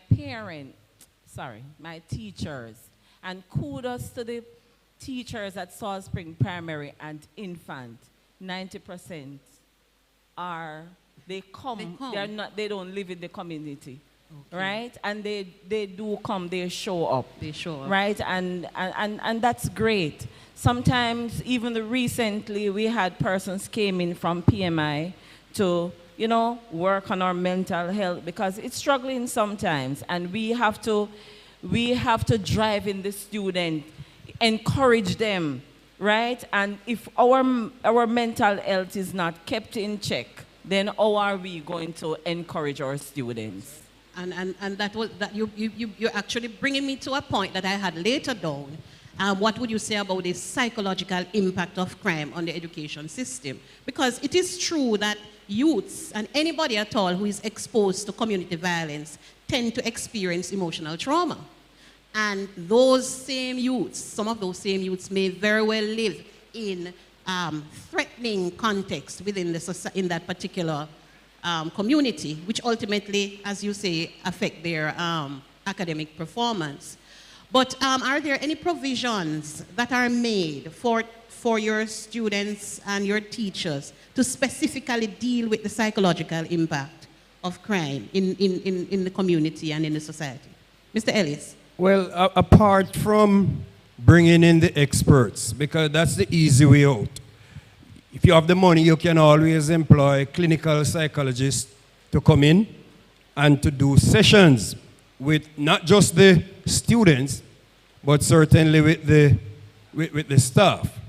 All right? But outside of that, and I recalled my time at Green Pond, which in itself was probably the most interesting period in my career as a principal, because we had to think out of the box.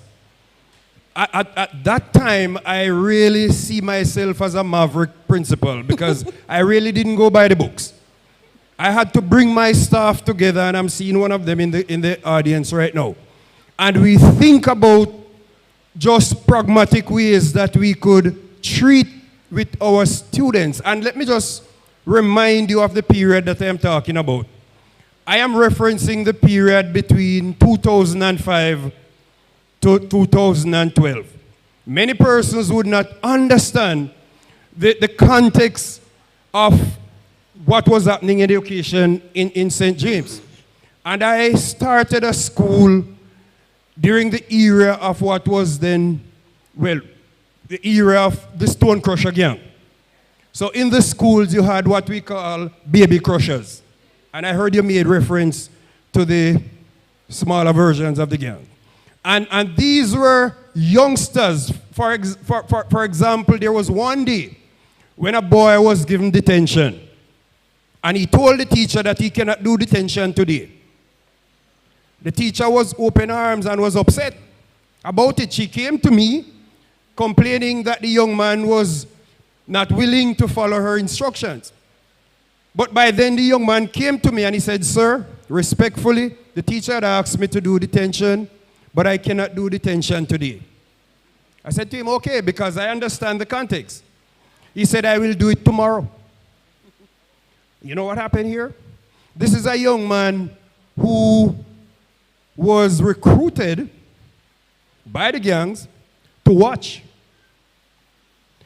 And you might not understand, but if he had failed to deliver on that day, he probably would have been history.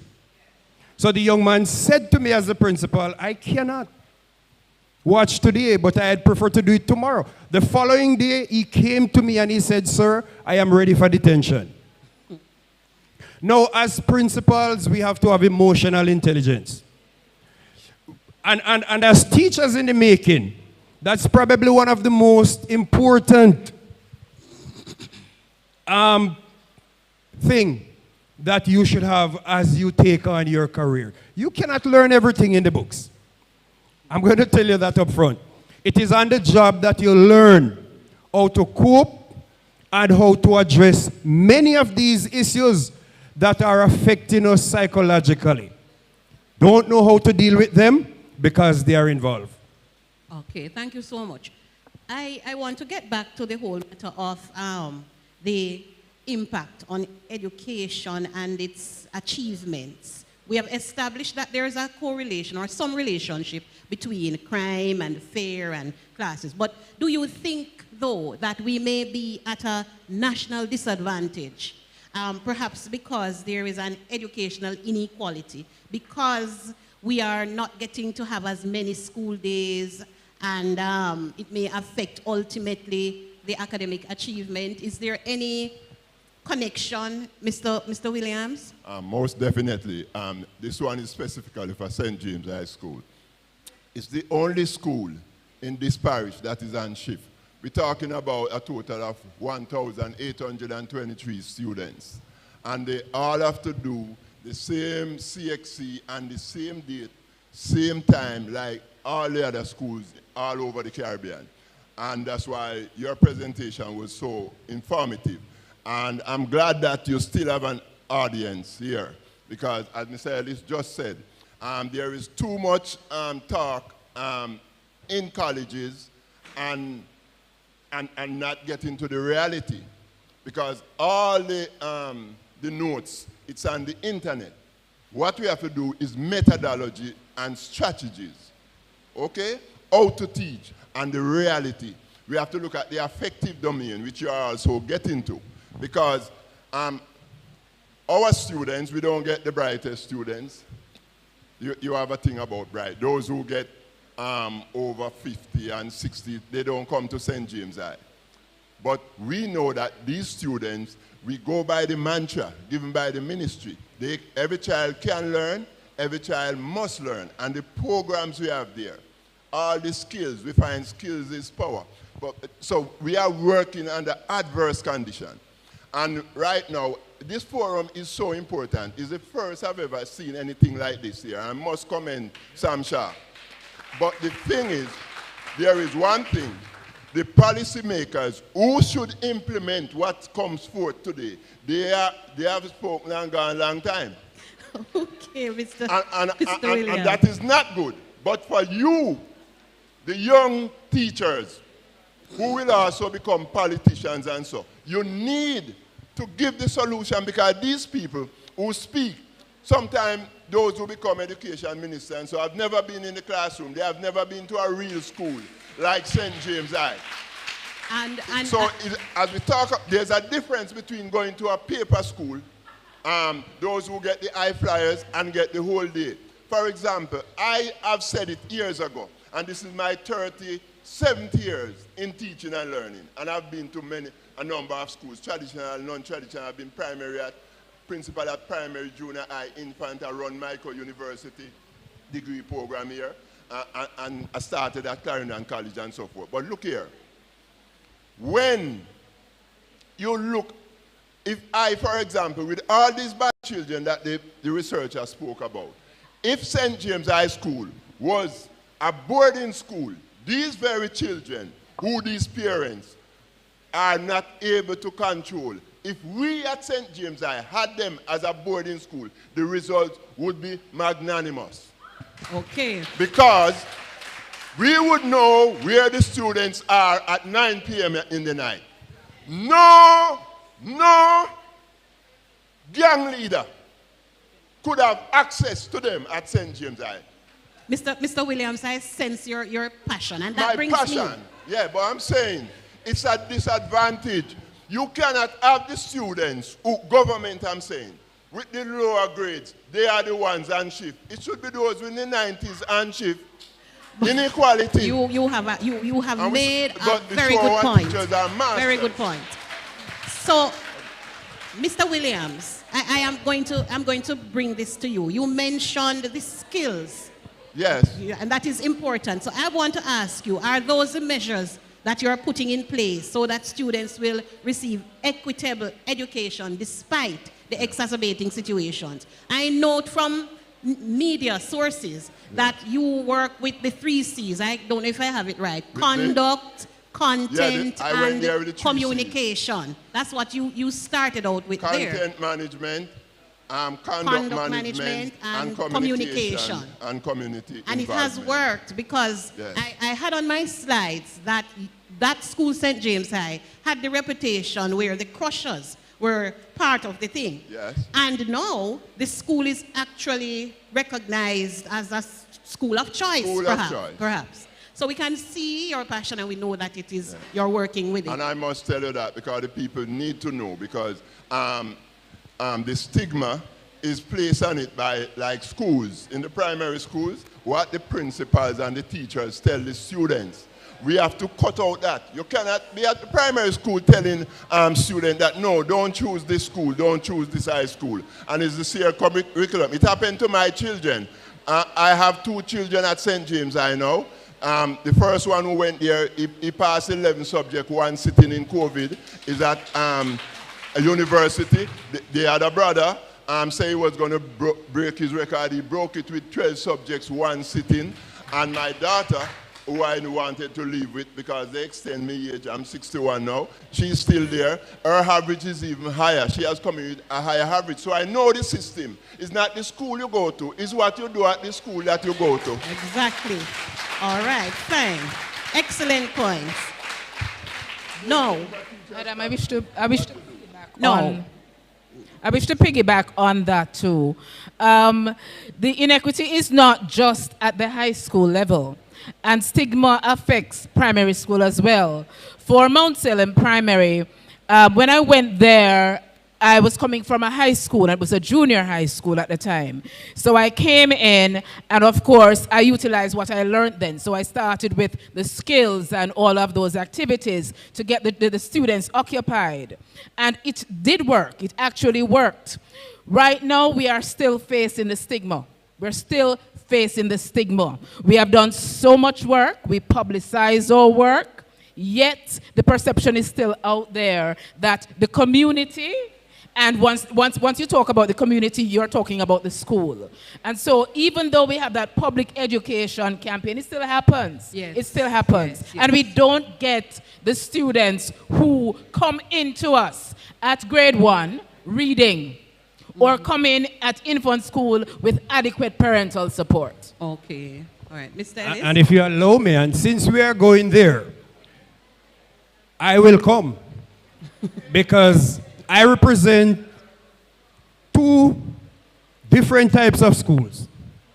And if I might share briefly my experience at Green Pond, which was very similar to what my good friend Joe is talking about, where we get students with 15 and 20 averages. And I can tell you that from get-go, we would have instituted some very novel programs because we would understand the context and the background and the realities of those students. And very early, we instituted what we call a we expect success model. And at the heart of that model is that we are going to provide the things that the students are missing coming from their different communities. We are going to ensure that when they come to school, they get that. And therefore, we instituted what we call a meet and greet program, where the principal and his team of teachers meet the students at the school gate and shake their hands in the mornings. Every morning, we endeavor to do that. We also instituted what we call the Character First program, where the first 3 periods of every first week of every new term, we focus entirely on character building, character development, because that was a part of the problem with the students. And I can tell you that our students at Green Pond at the time, at the end of the school day, they were still hanging around. They didn't want to go home. I want you to also understand that we had what we call the Good Citizenship Program. Now, if you understand the background of these students, then you will understand where I'm going. But we had to put a program in place where we reward them for display and demonstrations of good citizenship. So if they find some money and then bring it to the principal, we big them up, we talk about it in devotion, we do everything to encourage them to repeat that behavior. And there are myriad of things that we would have implemented for that. So basically, you're going to get the students who are coming to you with deficits.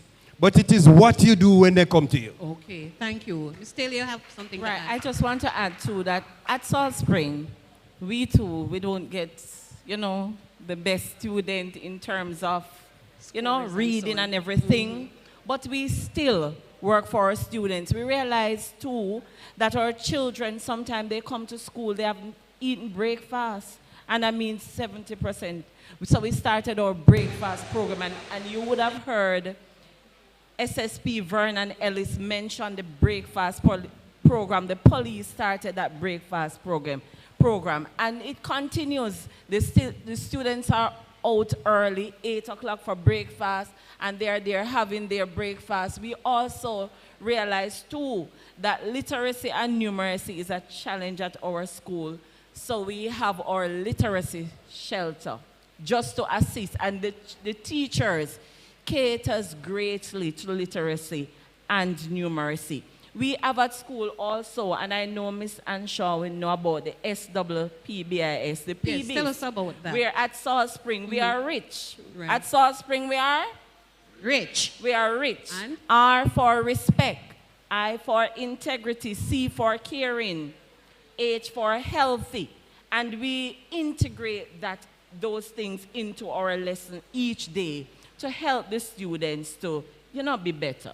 Okay, very good. Thank you so much, because you have taken me into my next segment where I was going to ask those questions, but clearly you have dealt with them, because SSP Ellis, he made reference to the various interventions, and I hear you sharing them. But something I want to find out, when we see the impact of crime, the behavior seeping into the fabric of our schools, based on, the things that the students are doing, we become very scared. But at the same time, we become reactive, and maybe we may resort to punitive measures.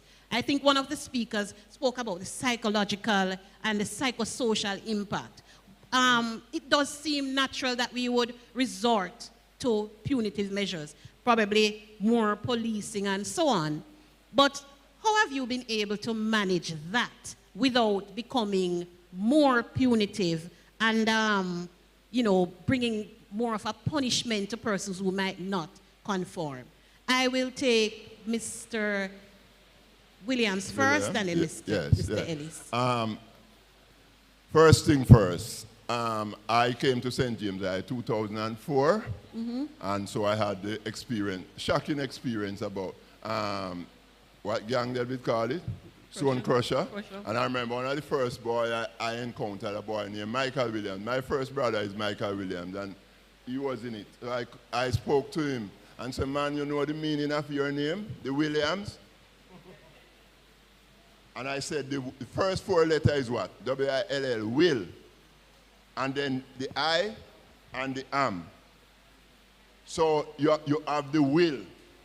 And the I am, my daughter explained to me that the I am is Jesus and the S is Savior. You are special.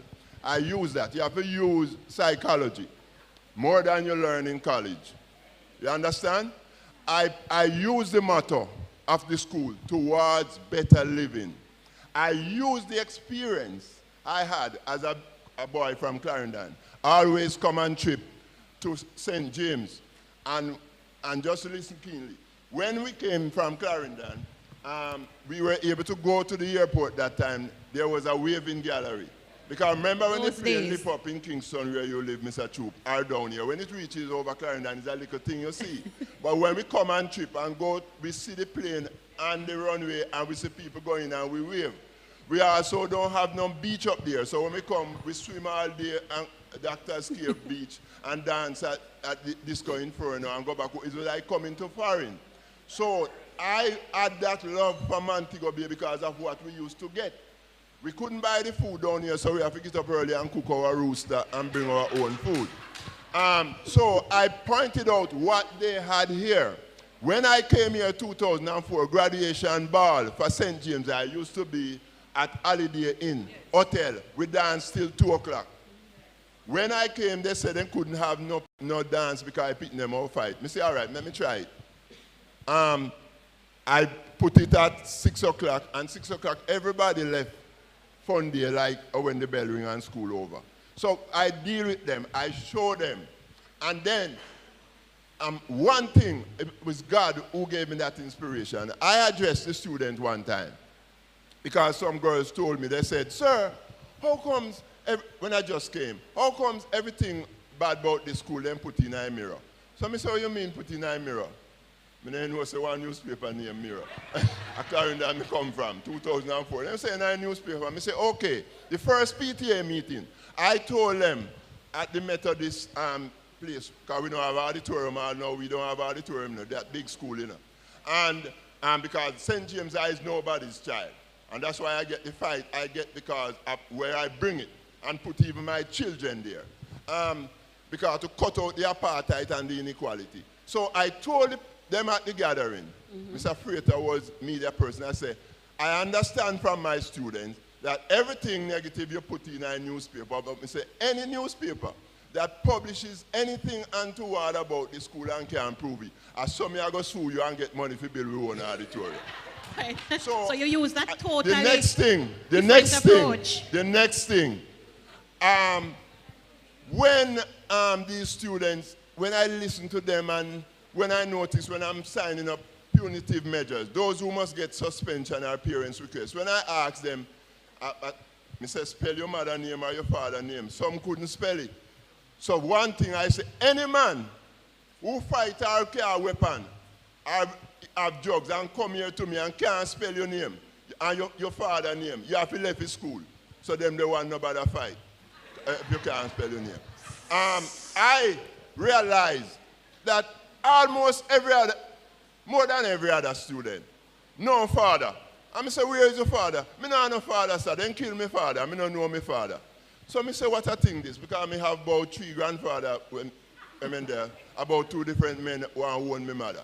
You understand? So I said, I declare that I am the father for the whole 2,400 of you. That the time Greenpan and those schools were not built. So now, they saw me as a father and show you these students intelligent. One evening I was standing down by the walkway and 2 girls saw me from up the pipe and seemed like they planned it. And one came and said, sir, my money last and give me a fare. Me say, oh, girl, I don't have any. So you see the taxi you always travel and explain to the driver that you don't have no fare this evening. They were disappointed. The next one said, sir, you say you're a father, you forgive me money. So you have to bring certain experience to them. You don't accept the deficit that they come with. So I being the father, I could talk to them. First time usually when the teacher come and warn me if you suspend them, because already they now read at grade 11. And when you suspend for 5, 10 days. So I give him one slap in the head back and pitch him out. And say, go to your class. And in their school, because when I suspend 5, 10 days, you know how much class he missed and a half day school? So I teach them. And then now, the thing that they get punished for, we talk about crime and violence, and those that ministry knows, and some parents. If you come for draw blood, because I learned about the school when I was at Marcus Garvey Technical, how much people get killed and everybody tell me, say, who get murdered and them show me where and whatever, and people afraid to identify so them go to the school. And so I put in these measures. Anyhow you draw blood, you come here for draw blood, you have to left. If you don't, a school you for there. You're the right place, so send them come. But if you come for draw blood, I am still, and I'm not afraid of losing the job. Life is more precious than me stay there and collect money and pick me a dead like before. So when we talk about here, people talking about punitive measures. If, for example, the police, if they were sticking to what they are supposed to do, crime wouldn't reach where it reach. Because if we at the school, we were taught to teach them to learn to read and write, pedagogy, and everybody now you hear come and say school must do this psychosocial, we provide food, clothing, shelter, everything. You don't have to have money if you come to St. James High School. You don't have to pay the school fee. If you pay, only that when you come to graduation, anyhow you can find 22,000 to march up in a graduation. It means so you have money. But Why is it you couldn't find the money to buy a geometry set? Okay. We have to teach the student. Punitive measures are important. I am now baptized in 2016, and I understand the word of God. With all the work where some people say me I do good. Anyhow, me not qualify on the last day, Rev. Jesus shall say, I know you not. All right, Joe. Thank you. Right, Mr. Ellis. Thank you, Mr. Williams. That is Mr. Williams, all right. And he's very passionate about school leadership and very combative. And there is a place for that in this job. However, I want to say that punitive measures do not always work. And some of these kids are tough. So if you are going to use force against them, you are going to lose because they are not afraid of that. So what I have done as another option is to empower them. If I had the time, I would give you some stories, but I'm going to quickly say to you that most times when you empower these students, sometimes they are more effective than even some of your teachers. I can tell you that I have assigned students to different blocks on the school compound. And when the bell goes and those students walk the blocks, everybody has to go to them class. So empowerment works. What I used to do, and I practiced for years, not at Cornwall, because Cornwall is different. The students who form the prefect council and the student council are some of the problematic ones. And I can tell you that it does wonders to their leadership potential. Turn them into some excellent leaders and help me with the management of the school. So punitive measures don't always work. Not always. Even though there's a place for it. All right, fine, thank you. Dr. Shaw, in addition to what you're going to say, I would also like you to talk about the whole matter of parents. What role do they play as well? Okay. All right, starting off with the argument about punitive measures. The situation now being that we are primary and infant, we operate under different laws because, as you know, for children who are under 12, they cannot be charged with a crime. You cannot suspend them. You cannot expel them. And so, of course, we have to be creative in what we do. What that means is that we have to look at our guidance program and ensure that our guidance program is really proactive. Right. We do have a very vibrant SWIBIS program going at Mount Salem. We have our core values. And the mantra for SWIBIS for us is, at Mount Salem, we shine like a star. Star, Rich the S. Shine like a star. The S is for strength. The T is for truth. The A is for accountability. And the R is for respect. And every single student at school and the majority of the parents can repeat that to you and can tell you what it means. There are times when we focus on various values in that acronym at specific times. As it relates to parental involvement, in our worst times, we had to, as a staff, decide that, okay, since we cannot get the parents to do what we need them to do, we have to be their parents. They are ours, we don't have no choice. If we pick them, we have to keep them. Mm-hmm. Without the students, we have no job.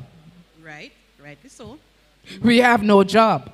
Right. And they are there, we have to produce, we have to add value to them. And so we take ownership for them. Little by little, we get some improvement in parental involvement. But what's happening now is that some of our past students from the junior high era, they are the parents of the students now. There you go. And whereas we may not have many issues with the now students, the past students, at times, they may believe that they want to relive their glory days, and so you may have a couple flare-ups on the outskirts, but then when they realize, okay, this is not the place for it, it stays out there. Can I ask you, and with Zozo being with, I think it's almost at your school gate, if I'm not mistaken. I read an article, and this is so interesting, you're sitting beside each other. The past head boy of Cornwall College in 2019, he lived in Mount Salem community, and he attended Cornwall College. He said that it was the Zozo that helped him to ace his CAPE because he felt that their presence there had an impact on his being able to, you know, manage. What impact is it having now at your school? Okay. Zozo is still there. We're still in Zozo. We do have a post, security post at the entrance to the community, to the school itself. On the side that the school is situated, let me give you a little background to Mount Salem. Mount Salem is divided politically along the main road. So on coming up from the hospital on the right side, you have one constituency. On the other, you have another. Right? On the left side, there's another.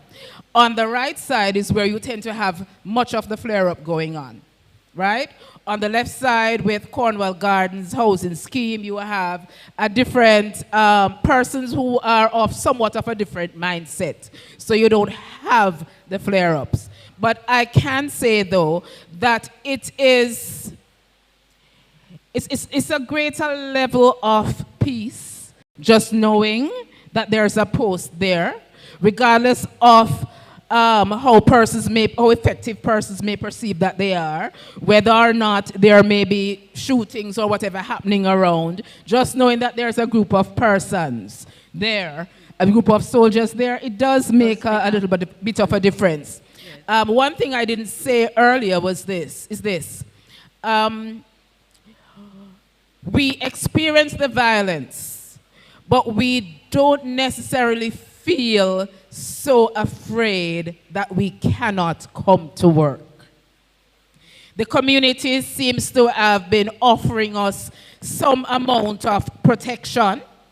So for example, if something go down out a road, it will happen, chances are, after school, or there is word along some vine and it comes, so we travel along another route to leave, right. So we enjoy a sense of protection because the school is the safest place.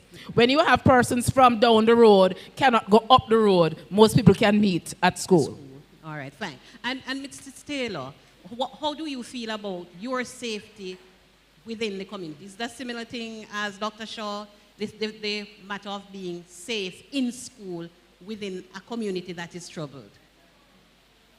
Well, as I said, 90% of my teachers don't live in the community, but they still show up for work. Okay. I know sometimes they're a little bit timid, but they still show up for work, and I believe that we should show up. Now, I want to just add, before you talk about punitive measures and stuff that you can do, if those things don't work, I see my friend from Restorative Justice who came to our school recently and did a training with both staff and students, right? That when situation would come up, you hear students make reference to some of the things that he would have introduced to us, how we can solve our conflicts and all of that. So I believe that was important for me to share. Very, very good. Can I just quickly say, before Mr. Williams, can I just quickly say, on the matter of safety in school, one of the things that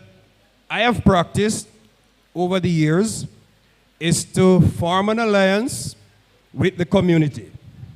And I dare to say that with the help of pastors, counselors, and other key players, we were able to build an alliance within the community, and that in itself would have translated to the point where we were able to control, if not all, most of the, and I'm going to use a term that has been branded about, violence producers. Because there were some dangerous students. I will not shy away from saying that. And how I manage and control them is to bring in the main players in the communities from where they originate We have a cocktail party, and I simply say to them, look, I need your help. Argument done.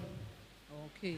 Another thing is that we would have created a brotherhood and a camaraderie at the school with the students that it was almost impossible. And I'm talking about Green Pond now. I'm not there yet with Cornwall. I'm talking about Green Pond where it was almost impossible for anybody to come off the street and attack any teacher or any student. And this was a student-led initiative. All right? So you have to ensure that you run your school in such a way that there is trust with all the stakeholders, because even the students themselves will protect you. There was a situation where at Green Pond, one of my teachers would have faltered with his paying his installments on his car. And the people made the mistake of coming to the school to retrieve the car. And they came at a time when school had just dismissed. The rest is history. They couldn't move the car because the students say it's not going to happen. In fact, a grade 7 student at the time went into the wrecker, take out the key. It was a Friday afternoon. It was the Monday morning, he brought it back to me. They couldn't move the wrecker. Right? Yeah. So students, if you establish a certain kind of around your school, you don't have to worry about invasion from outside. Thank you so much. And Mr. Williams, briefly. Yes, I know. And that's our problem. Remember, I do 12 to 14 hours per day, from 7 to 5:30 for the same pay. Hello, and it's very important. That's why we don't have results. For St. James High School, measures, every Monday morning, that's a community relationship. Right. Every Monday morning is a different church that comes to do general devotion. And that's when I address the students, and I have more than one of these. The way I'm attired speaks to the school bus. All of these are things. The restorative justice and all those. We have instituted all of these. All of these. Right now, since COVID, every form teacher has a group in where they correspond with the parents and guardians daily. And they will send messages who not coming to school and so forth, and who not going home, they hear. We use the word of God. We speak to these, because what I notice going to church, I don't see my students at the churches. But on a Monday morning, I said, students, those of you who are in Sabbath school and Saturday, raise your hand. Out of over 700 students, about 15 hands. They say, all right, remember you're in church, don't tell no lie. Those who were in Sunday school, 25 hands. Had that with no maths. A 40. When I said, raise your right hand now, all those who are in church today, everybody and have to go up, then they are church. So you give them the word. Punitive measures. And that's why the society is that if you come to Jarblood, you know one of the worst things that can ever happen to a school, it just happened to William Nib a couple years ago, is when a child is killed. Parents, teachers told me of days when boys were killed on the compound, and teachers used to leave the school and not come back. As a matter of fact, when I came to St. James in 2004, a schoolmate of mine, electrical inspector, he came up there and said, Joe, what you do? You're a madman? Or you come at this school? And I stay there. Because you see these things, it has to be done by people who believe in the people and believe in Jamaica. Although you have the people who you think they believe come against you. The parents now feel so confident. If you know that them can send them pick you come to school and then if you afraid that them all get killed at school. So help me God. Even when I'm gone from there, it shall remain the same. Okay. Thank you, Mr. Williams. I really appreciate that. So we are understanding. Life better than money, more than money. Safety is very important. Okay. So we are understanding from your presentations, the way that you have spoken, that an awareness of programs and helping our students to manage the conflict, but more so forming relationships with the student, aligning yourself in partnerships with the community, all of those things will help. And of course, Mr. Williams, the word of God must prevail so that the students are so influenced. I can tell you that the discussion has been very rich. I had my sheet here with my list of questions, but because you are so vested in it, you made your contributions. They were so spontaneous, so enlightening. I think that we have learned. I think our students here, they are getting the nitty-gritty, the down and dirty of what it takes, but at the same time, the glory and the pleasure of what success looks like. I have to say that we have two past students here. Mr. Ellis, did you come to Sam Sharpe? Yes, ma'am. Okay. Mr. Williams, I don't think you were you up? If you were not, it's okay. We understand. Mr. Connor. Look in this book. Mr. Connor Peters is a past student of St. James High School. Okay. And I could ask the other members to stand. All maybe right. You don't have time to see them. Okay. But Dr. Shaw and Mrs. Taylor, I think you're past students. Service commitment excellence. Excellent. You have to say it with attitude, you know. All right. So thank you, panelists, for a rather, I think it was very insightful. I think we got a whole chunk of what education is experiencing. We didn't want to dwell too much on the crime itself. We wanted to look at the effects. And we see there is a relationship with attendance, academic performance, and even the whole matter of national equity with regards to what our students are able to do. But we also see the many creative ways that you have addressed it. Your years of experience has contributed significantly. As you wrap up, there's just one thing I wanted to highlight. Earlier on, we heard about employability, unemployability being one of the contributing factors to violence in our communities. One of the things that we have done and we continue to do is that we establish partnerships where we get our parents trained as long as they're willing. So we have partnerships with Heart, and we have parents trained in customer service, early childhood education. We have had literacy training for parents as well. Because if it is that, wherever it is that we can actually address or attempt to address this epidemic of violence, we have to make an effort. Right, very good. Thank you so much. And my closing remarks is building relationships. Very important.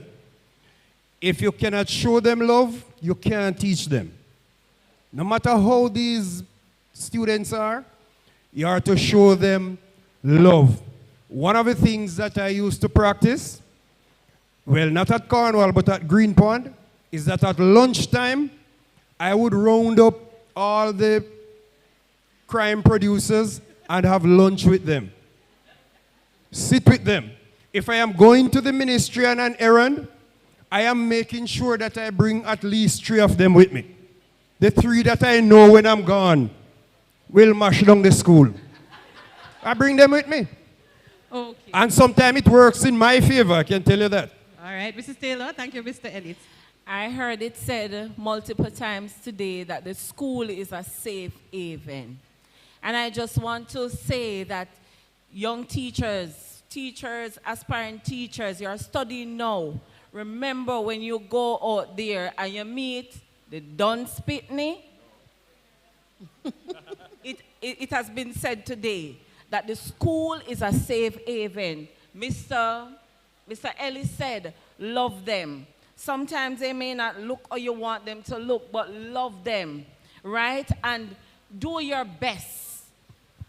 Do your best to pull out the best out of them, because even though they may come from a community like Salt Spring and Mount Salem, they have a vast They have the vast opportunity. They can be the next prime minister of this country. They can be the principal of St. James High School or Cornwall College. They have a place in society. Love them and treat them well. They are the future. Thank you so much. Thank Your you. final Finally, comment. let me urge you, upcoming teachers, as it was said today, the statement was from the gentleman who is responsible for safety and security, that the students are the what? Greatest threat to their. So work with the students to make the change, and don't you stigmatize them. It doesn't matter which school you went to. That's a problem down here in Western Jamaica.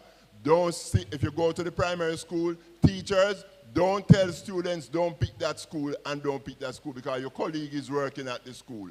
And the children we are telling not to pick that school, their brothers and sisters are going to same school. God bless you in Jesus' name. Good. Thank you. So we look at the roundup now.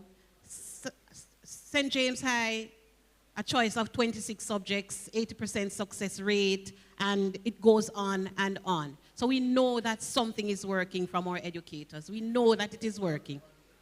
Sir?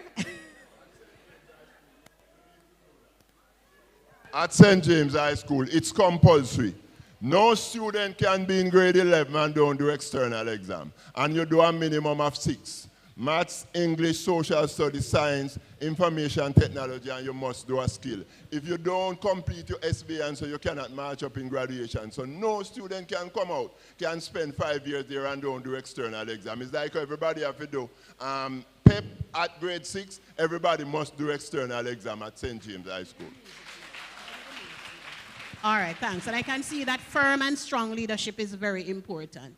Ladies and gentlemen, let me tell you, thank you once more for coming over and being a part of this discussion. It's very rich. We are looking forward to continue to share so much more with our students. I'm sure they are prepared to take on the role.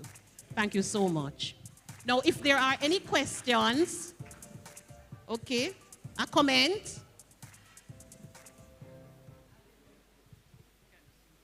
Thank you, moderator. Good afternoon, everyone.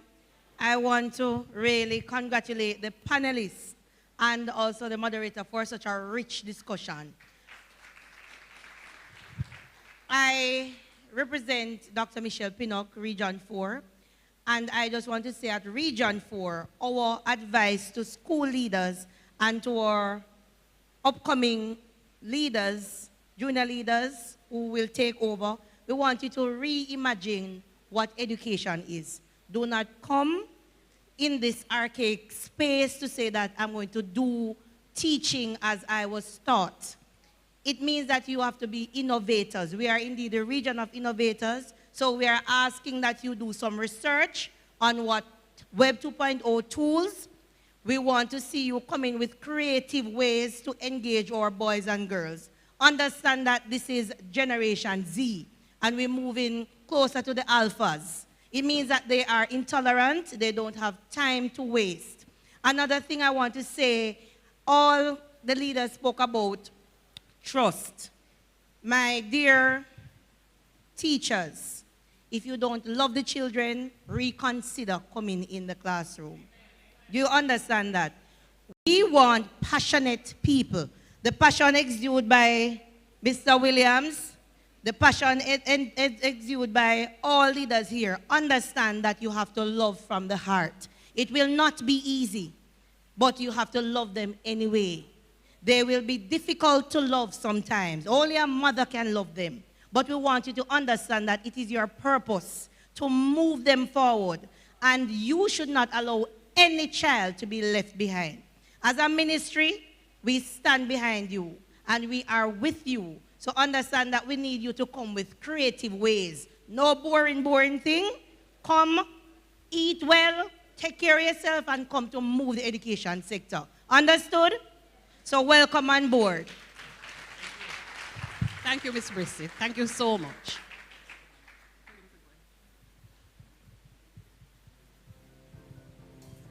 Yes, you can go.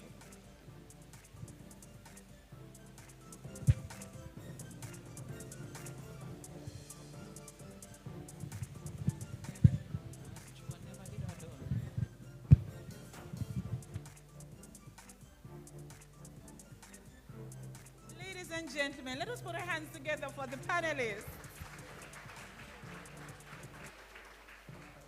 Mr. Williams, Mas Joe, you had a little cheering squad on this side. I was told that you're repping for Clarendon. You know, you're repping for Clarendon, so you have a little cheering squad. But ladies and gentlemen, the work ahead is very daunting. But undaunted, we press on. Undaunted, we press on. Now, we are at the end of what I consider to have been an excellent day. It was an excellent day. We learned about we were reminded of some of the things that we knew before, factors that influence some of the behaviors that children displayed, but we also got statistics about some emerging trends. And these emerging trends, they seem very alarming. But guess what? We have the dynamics in this room to change those trends. You are working with Gen Z, so you must come up with Gen Z strategies. Meet them where they are and take them to where you want them.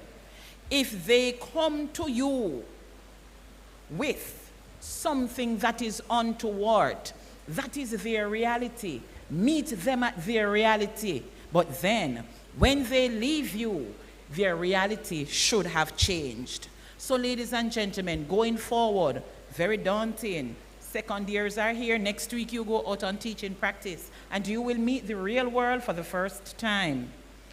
I encourage you all to give it your Gen Z best, because the Gen Zs, they think different, they act different, and they are different. All right? We have a comment right here. Let me give you the microphone. Here you go. All right, good afternoon, everyone. All right, my name is Navar Karti. I'm from the Ministry of Justice, Restorative Justice Unit. So I just heard that you guys are going out on teaching practice. Come to the next 2 weeks, right? So, Monday. All right, I want you guys to think of restorative justice as a tool in your toolkit. I want you guys to think of restorative justice as one of your markers in your pencil case. All right? Use restorative justice to help you, because we are aware, counselors, teachers, we are aware that you're not going to have the time of day to sit down and deal with every dispute that may come about in the classroom. So use restorative justice, use the agencies under the social justice branch to help you deliver your task every day as you go through the school year. All right? Thank you very much.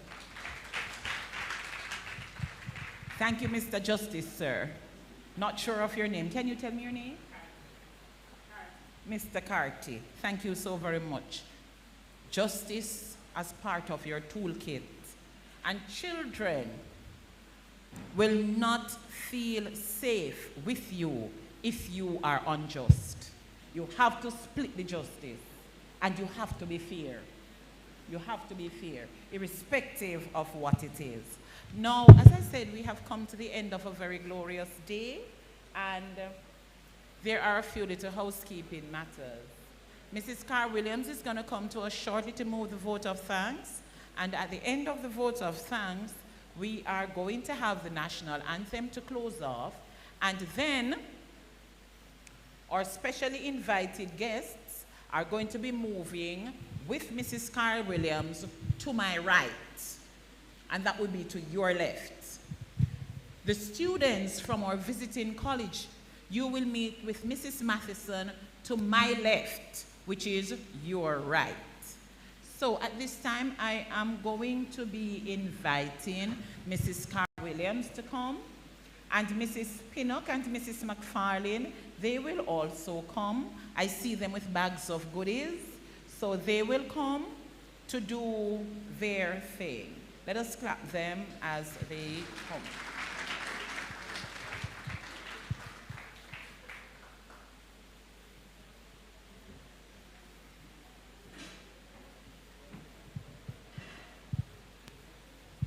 we just wanted to demonstrate our appreciation to our panelists, and so we just invite them to come right back up. That is Mr. Williams, Dr. Ann Shaw, and Mrs. Trudy Taylor. Mas Joe. Mr. Williams. So we only have two. Dr. Shaw has left? Give it to him. Oh, give it to Ms. Shaw. Put on that one. Just a little token of our appreciation in the Sam Sharpe way. So you have a Sam Sharpe goodie bag to move on. Mr. Williams, may your passion continue. We know that you have made great strides over the years. And Dr. Shaw apparently has left. Oh, you're here. Where is it? Dr. Shaw, thank you so much. And we see the contributions you're making to society. We really appreciate it. All right, Mrs. Carr Williams.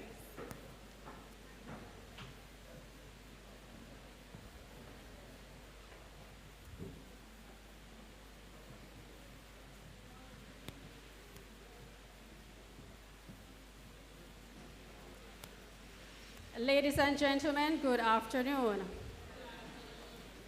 It is befitting that I humbly close the curtains on Sam Sharpe Teachers College Research Day 2024. This year's research theme, The Impact of Crime on Education, the Western Jamaica Perspective, has indeed challenged many of us to make concerted effort to do our part in stemming crime and its monstrous effect on our education system.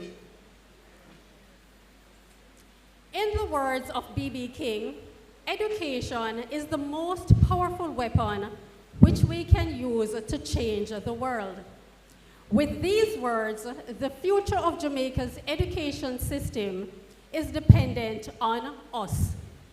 Therefore, your attendance at this function indicates your vested interest you have made in partnering with us and our fellow countrymen to monitor the trajectory of our education system. Wouldn't you agree? Thank you to Mr. Lauren Peart in his absence, the keynote speaker, who was able to dot the I in crime through the use of research. His ability to showcase cutting-edge trends in research and share data on the current realities of criminal influence on the education system was commendable. Gratitude is given to Senior Superintendent Mr. Vernon Ellis, who made sacrifices to attend this event to inform us about the relationship between our current realities and the impact of criminal activities.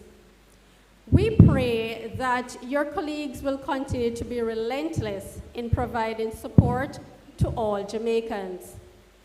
Commendations must be extended as well to the Honorable Dr. Horace Chang, Deputy Prime Minister and Minister of National Security. Thanks is also extended to Dr. Shamara Brissett, Education Officer for Region 4. Thank you so much for attending. Indeed, your presence and well wishes were well received, and we look forward to having you again. Reverend Godfrey Francis, thank you for participating in our invocation and for interceding to our Maker for our country. Thank you to the presenters who responded to our call for papers on the topics, namely Mr. Lauren Peart, who delved into the analysis of schools' physical and psychosocial environment, Mr. Richard Troop, Acting Director for Safety and Security in the Schools Unit, Ministry of Education and Youth Region 1, who examined core content on education discipline. Ms. Tashana Smith, a Restorative Justice Officer for Hanover. who provided insights on responding positively to conflict and resolving family issues before it causes crime. Many thanks to Ms. Kenine Senior, Research Officer at Sam Moniga Teachers College, for sharing her expertise as a psychologist. The team from Vocational Training Development Institute, VTDI, Dr. Devon Crossfield, Dr. Paul Byrne, and Mr. Steve Lawrence. Your insightful presentation helped us as educators to understand the traumatic experiences that our students face, and this is helping us to find ways to mitigate. So we thank you. Thanks to Ms. Abigail Dunkley. My apologies, she was absent. But I thank her for sharing her paper on the physical and psychosocial environment and the impact of a crime on that. Gratitude is also extended to the panelists, Mr. Joseph Williams, Principal for St. James High School, Mr. Michael Ellis, Principal for Cornwall College, Dr. Ann Shaw, Principal for Mount Salem Primary and Infant School, and Mrs. Trudy Ann Taylor, Acting Principal for Salt Spring Primary and Infant School. From your conversations, we were able to better understand how educators constantly pivot to keep our children safe and focused. Thanks to our moderators, Ms. Caroline Menzie and Mrs. Michelle McFarlane, for your skillful approach to keep us all engaged and entertained.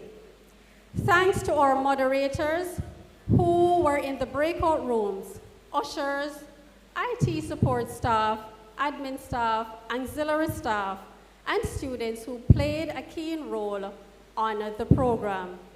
To all visiting institutions, educators and research officers who helped to make this event a stepping stone to reawaken our mission to embrace quality education while we provide education quality. To all students and well-wishers, a warm thank you for attending this event. Thank you to our partners, Blue Dot Insights, the Jamaica Constabulary Force, the Ministry of Education and Youth, Restorative Justice, Ministry of National Security, Carlong Publishers for your support, which helps to make this event very memorable. To those who contributed to our poster display, a job well done. Thanks to Mr. Clinton Pickering and Mr. Stanford Brown for assisting us with capturing the moments via media coverage and YouTube live streaming.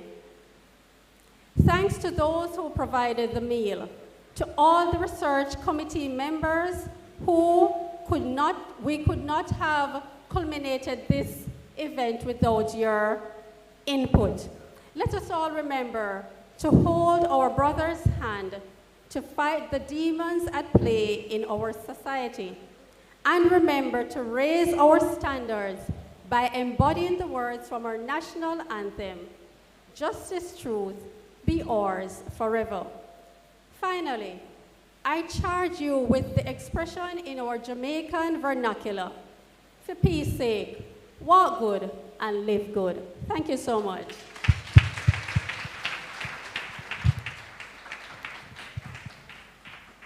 Thank you so much.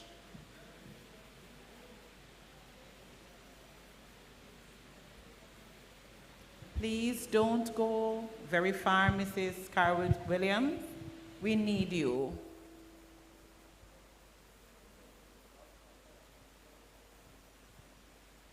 All righty. Might I invite you all to stand?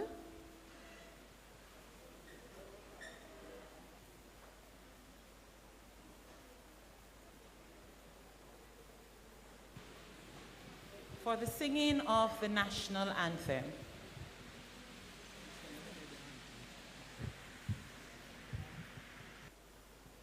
After 2, 1, 2.